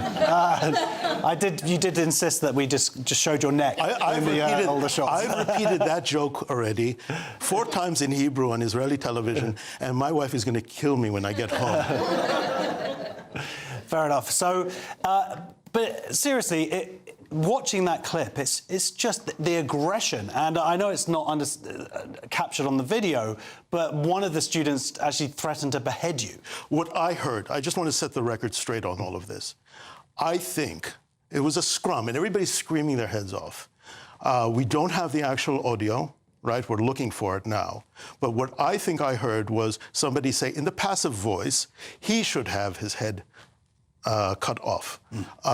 Essentially, and the other thing is, one of the security guards independently said that he heard the same thing. Would I swear to that in a court of law? No, because he wasn't standing in front of me. But that's not the point. The point is that they invaded my lecture space. This has been going on already for over a week, this sort of Instagram campaign, and then there was an unruly demonstration in the university main building. At first, I mean, I would say my first response when the Instagram campaign began, I was notified, so this came through Dennis Hayes. He's the head of Academics for Academic Freedom. I and Ian Pace, another professor at the university, were co-conveners of the local branch. And Dennis let Ian know. I walked out of the lecture theater, and Ian contacted me and said, do you see what the students are saying about you? I don't have Instagram. So I wrote no, and I went up to his office. So there's a picture here, the terrorist. Right. This is because, you know, growing up in Israel, you go into the army. Everybody does. It's conscription. Let me make this clear. He showed that to me, and my first response was, well, at least they're not criticizing my teaching. You know, I should explain that, you know, if we don't sort of react to bad news with a certain degree of dark humor, they excommunicate us. Okay, so yes, what they are doing, I have to explain, this is what bullies do, okay? It's not about the physical violence. That's just an end to a means to an end. What they really want to do is humiliate people. And if they can get you to humiliate yourself, even better. So they've already kind of announced. So first of all, what they are charging me with is 4 different crimes. First, that I studied as an undergraduate at Hebrew University of Jerusalem, right? A very important institution that's over 100 years old, that I taught at the University of Haifa, that I worked in the country's central bank, and next to each of them they say worked in a genocidal society, and then of course finally that I served in the IDF. Let's be real about what they're accusing you of. They're accusing you of being a Jew. Yeah. That's what it comes down to. Being a Jew in the Middle East. Okay, and the point is that they are now offering me terms. I can have my life back if I apologize for my military service. So, before we go any further, I've written an apology out. Where's my camera? There? Okay. Good evening, thugs. It's important to be polite. As you have probably heard, we have compulsory conscription in Israel, so as a citizen, I was obligated to serve. However, for most of us, conscription merely absolved us of the need to volunteer. Personally, well, I was born less than 20 years after nearly my entire family was gassed at Treblinka. And personally, I would have crawled over cut glass to get to that induction center, to put on the uniform and defend my people. Mm-hmm. Have a nice evening. Yeah.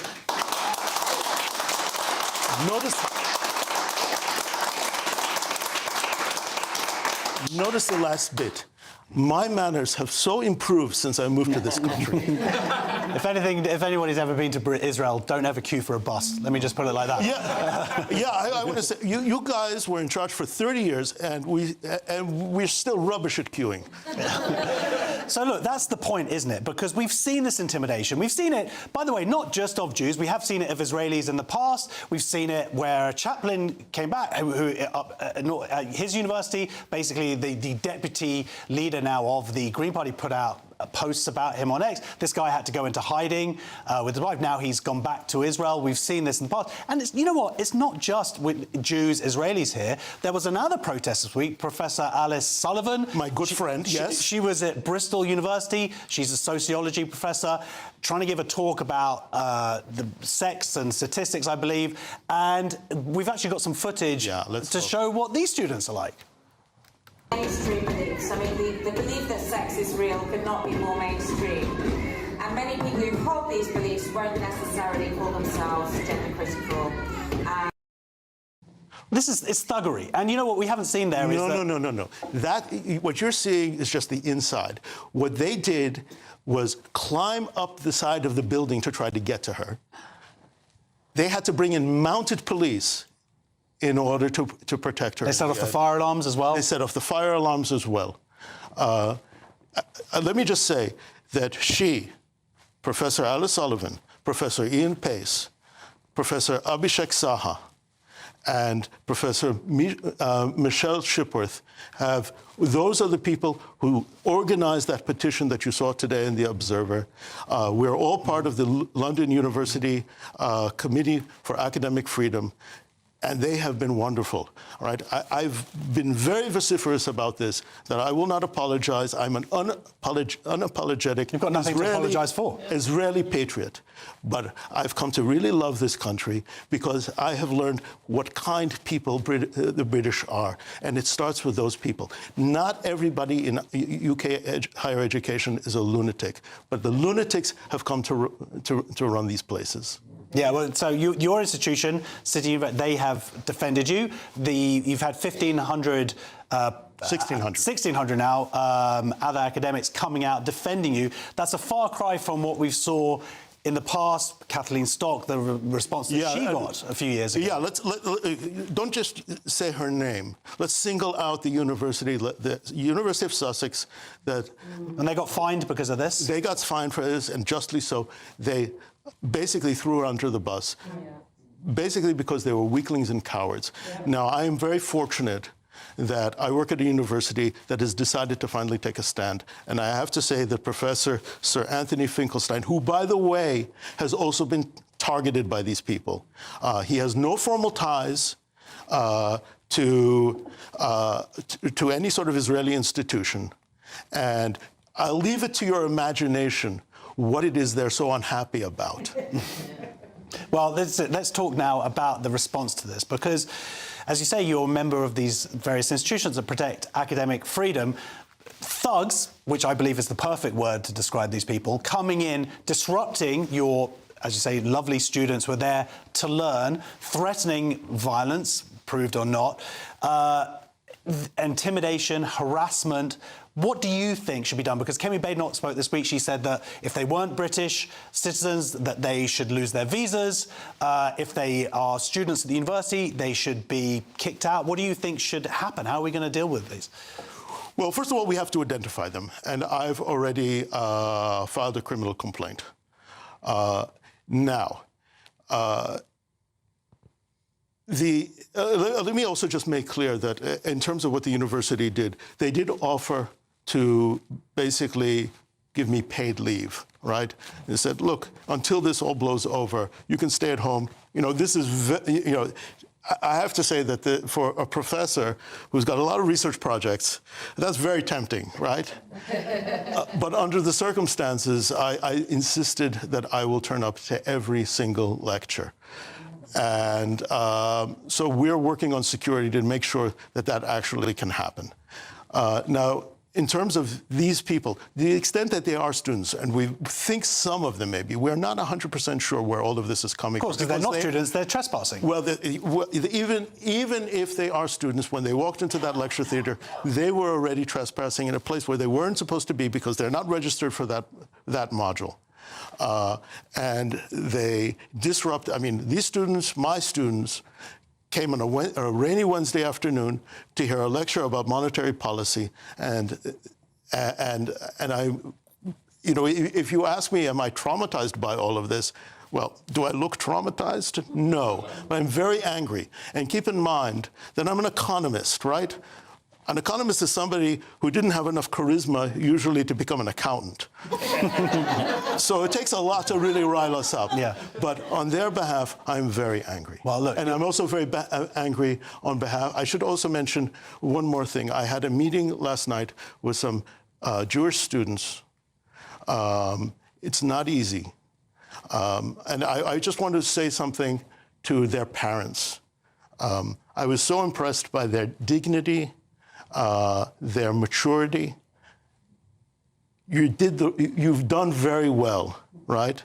You should be very proud of them. I certainly am. Okay. Well, Professor Michael Benghad, I have to say, for me, this is the way. This is potentially, hopefully, a turning point of standing up to this thuggery and saying enough is enough. We don't have a response from the University of Sussex, but St George's University of London told GB News City St George's fully support and upholds freedom of expression within the law and is willing to engage in lawful discussion and debate across the full range of topics. However, unlawful and repugnant attempts to obstruct and interfere with our academic operations are another thing entirely, and the university will not tolerate the harassment of its staff and students. We reject the unlawful actions of this small group of individuals that is neither affiliated with the university nor its students' union. We are investigating the incident. Also to note, the group calling itself City Action for Palestine is not affiliated with the university or students' union. I have to say also another thing from this clip is they don't want to debate. You see them, they just want to shout. Anyway, next on Free Speech Nation, as Manchester Pride is dissolved, ONS is leaving Stonewall. We will discuss the fallout of the TQ+ invasion of the LGBT. Please, one more time, a round of applause for the man who stands up. There he is, Professor. Thank you.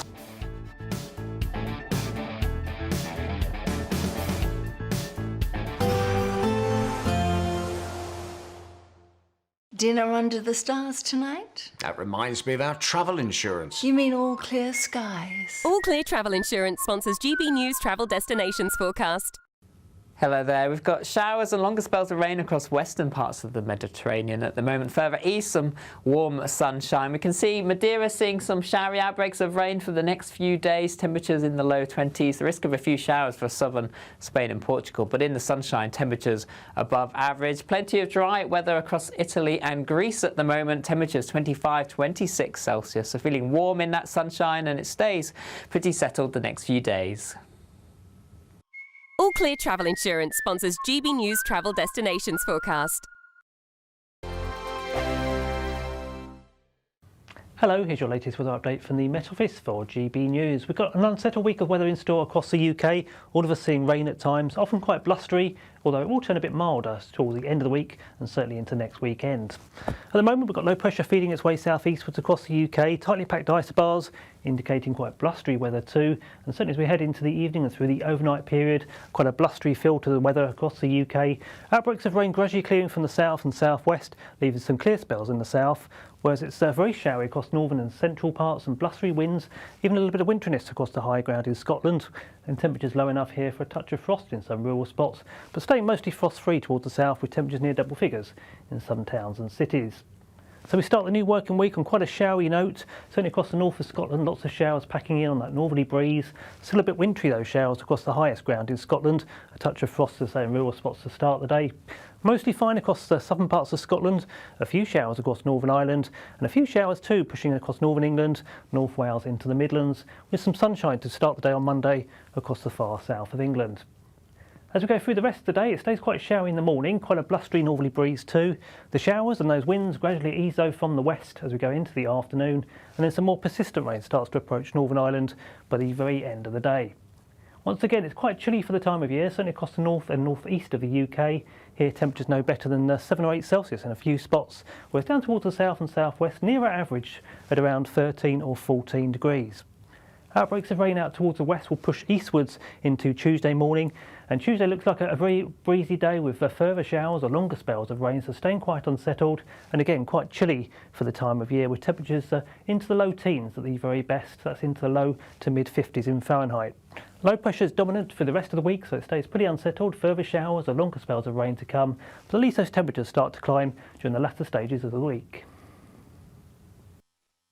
You want to know what's really going on in the corridors of power? Labour don't know what to do with you half the time, and that makes you quite lethal in the chamber. Get behind the headlines with Chopper's Political Podcast. Join me, Christopher Hope, as I sit down with the great and the good of British politics. We'll see where this ruling takes us. These are the stories shaping our nation. Chopper's Political Podcast, available now on all platforms. Listen in and stay ahead. Decisions made in Washington aren't just shaping America, they're shaping Britain too. From migration to global security, from crime to health. Whatever happens in the White House today will be felt in your town or city tomorrow.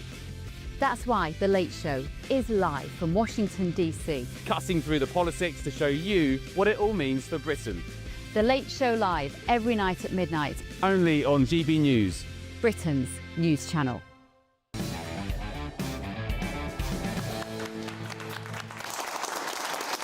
Welcome back to Free Speech Nation.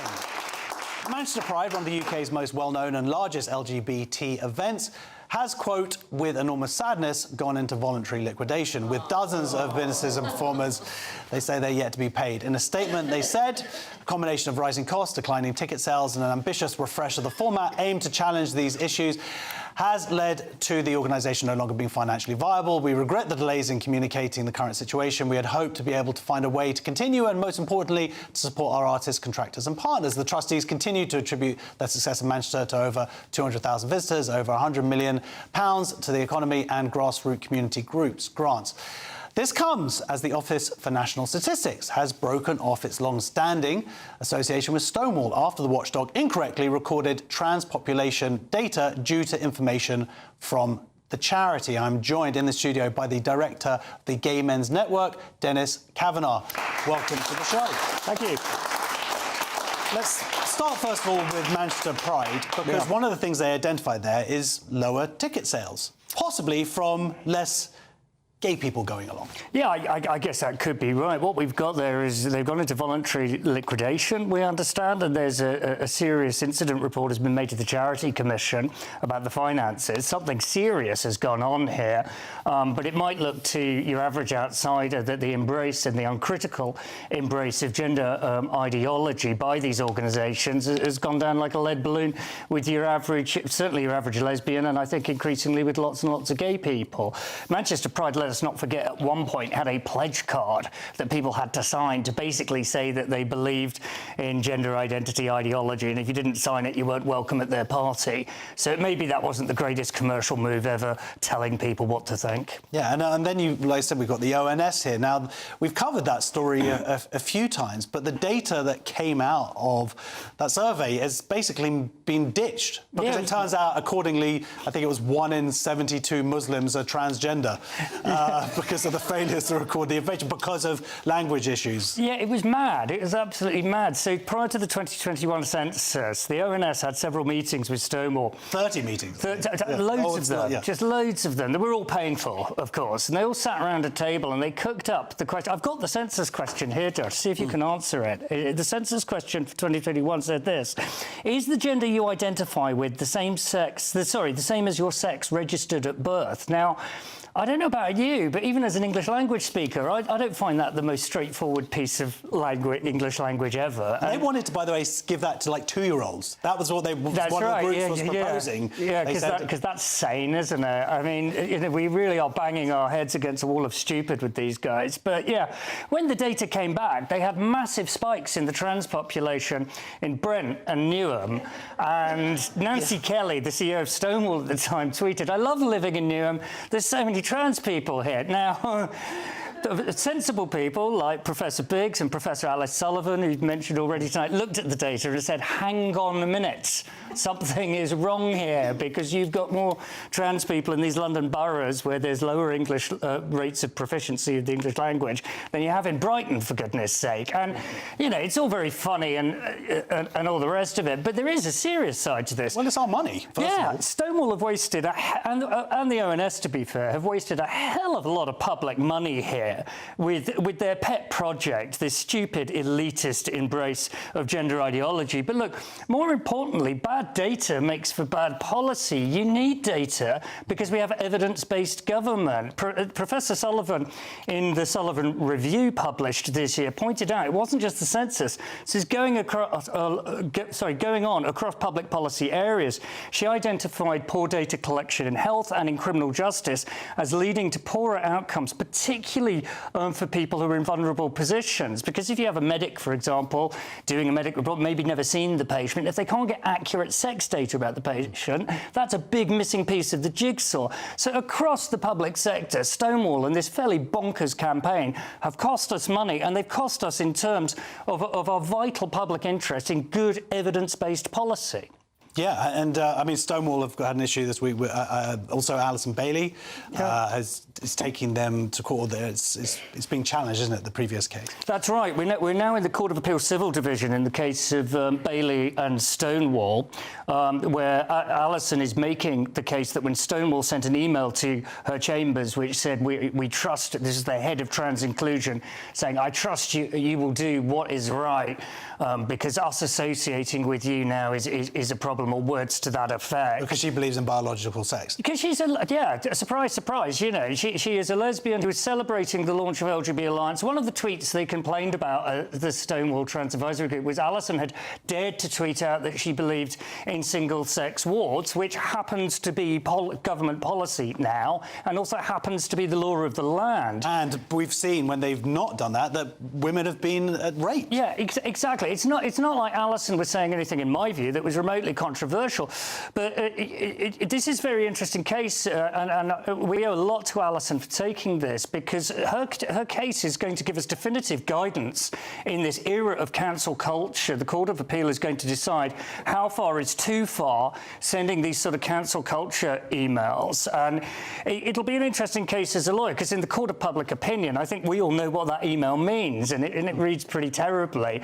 Court of Appeal have got a delicate job here in terms of how that translates into a very technical area of law. But we have a lot to be thankful to Alison for on this. And what a sad thing it is, Josh, away from, you know, all the finer points of law on this, how low Stonewall have come to be going after, in my view, going after a black lesbian's job. The very organisation that she should be reaching out to protect her was actually going after her.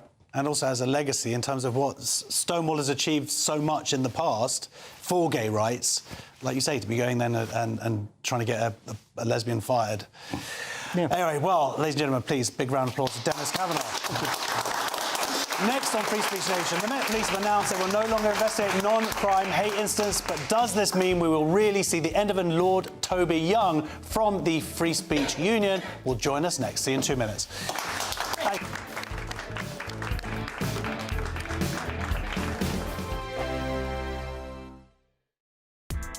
Join me, Nana Akweer, for an informative, interactive news programme with a difference.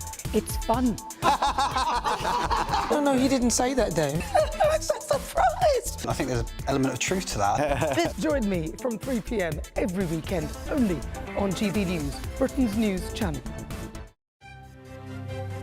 GB News Breakfast, every day from 6 a.m. The Horse Trust basically looks after retired working horses from the military, but also from police forces and from various charities like Riding for the Disabled. And it has, I think, something like 150 horses in its charge. It has been going indeed since, I think, 1905 or something like that. So it's an important charitable foundation run mainly by donations. And that's where Quaker, one of the 5 horses, as you mentioned, has gone to see out its days, out to pasture, if you like. What happened on that day was really unusual, wasn't it? Because these horses are so well trained to keep calm, you know, in riots and goodness knows what. But something spooked them, and they ran for it, and they ran bumping into cars and trucks, which is why we saw blood coming from them as well. It's so unusual, but lovely to hear that he's retired instead of anything worse. Oh, absolutely, yes. In fact, Quaker is the only one of the 5 horses that didn't return to military duties. 3 of those horses that did bolt returned to perform in the King's Birthday Parade last year and looked to me, because I saw it live, kind of perfectly happy and healthy.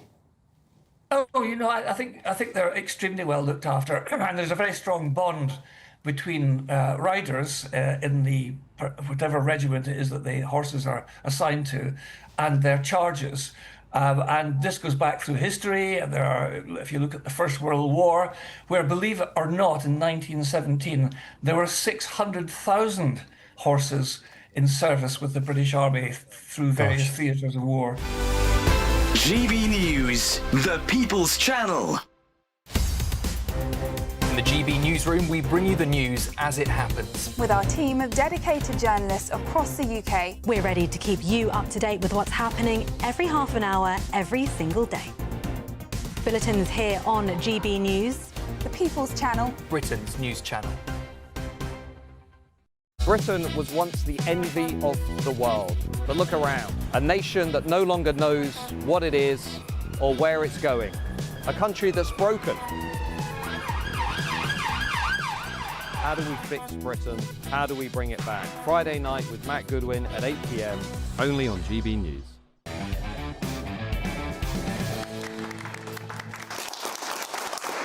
Welcome back for a final time to Free Speech Nation. The Metropolitan Police have announced it will no longer investigate so-called non-crime hate incidents. After years of controversy and wasted resources, Commissioner Sir Mark Rowley is being credited with the move, which campaigners hope will soon be adopted nationwide.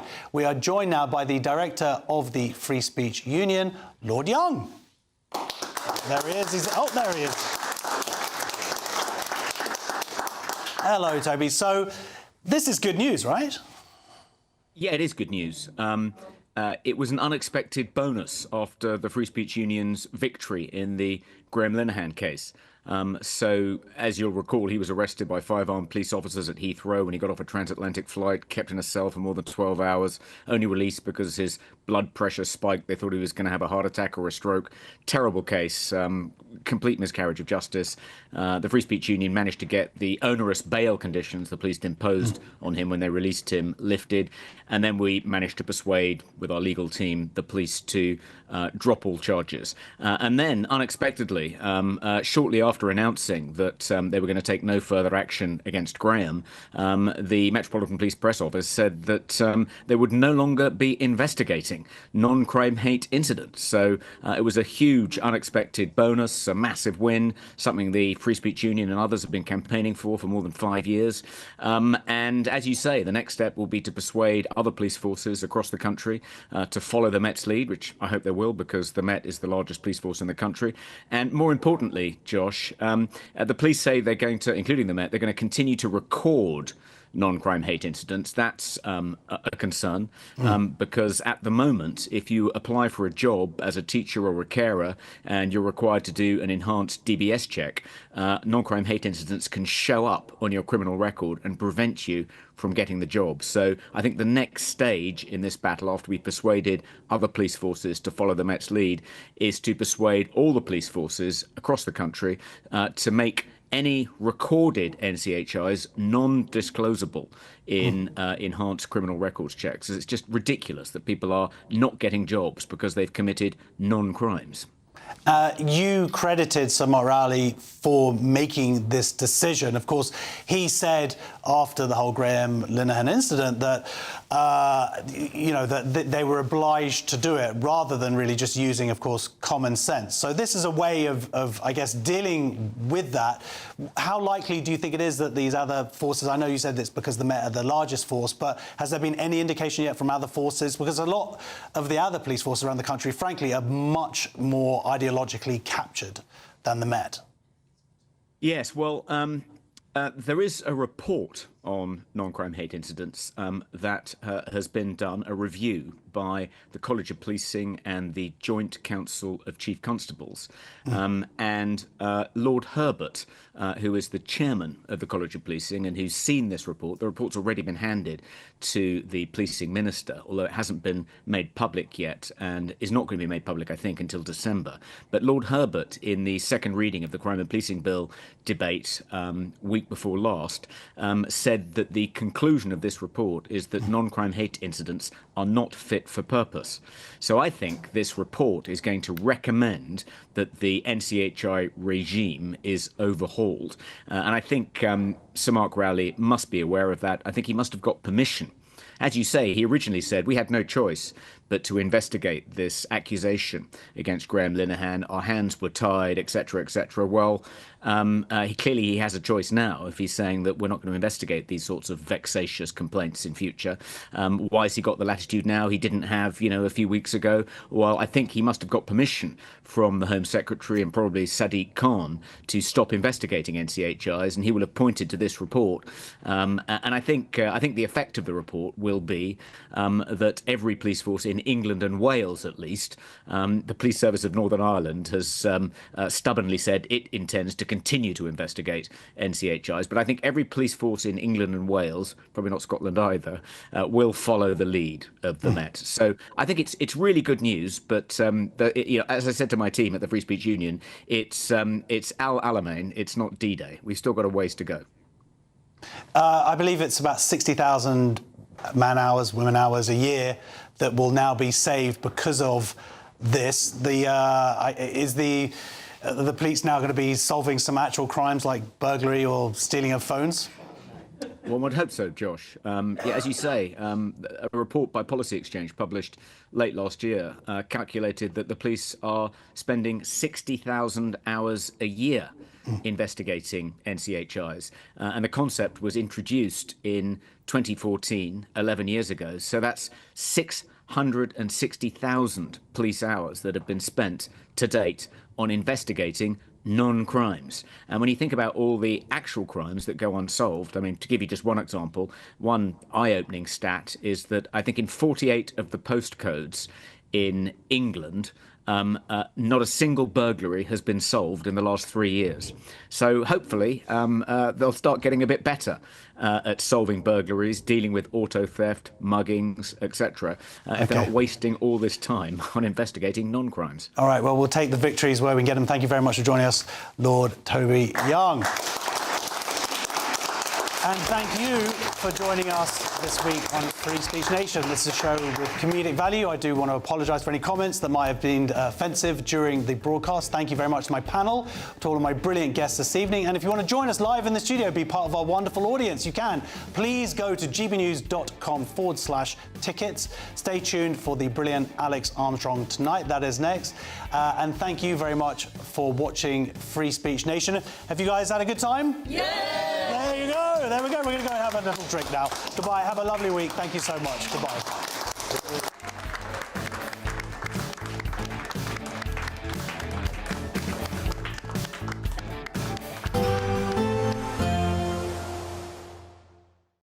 Today, clouds overhead, total zen within. Boxed Solar sponsors the weather on GB News.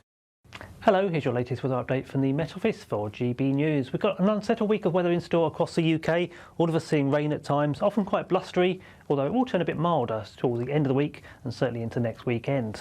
At the moment, we've got low pressure feeding its way southeastwards across the UK, tightly packed isobars, indicating quite blustery weather too, and certainly as we head into the evening and through the overnight period, quite a blustery feel to the weather across the UK.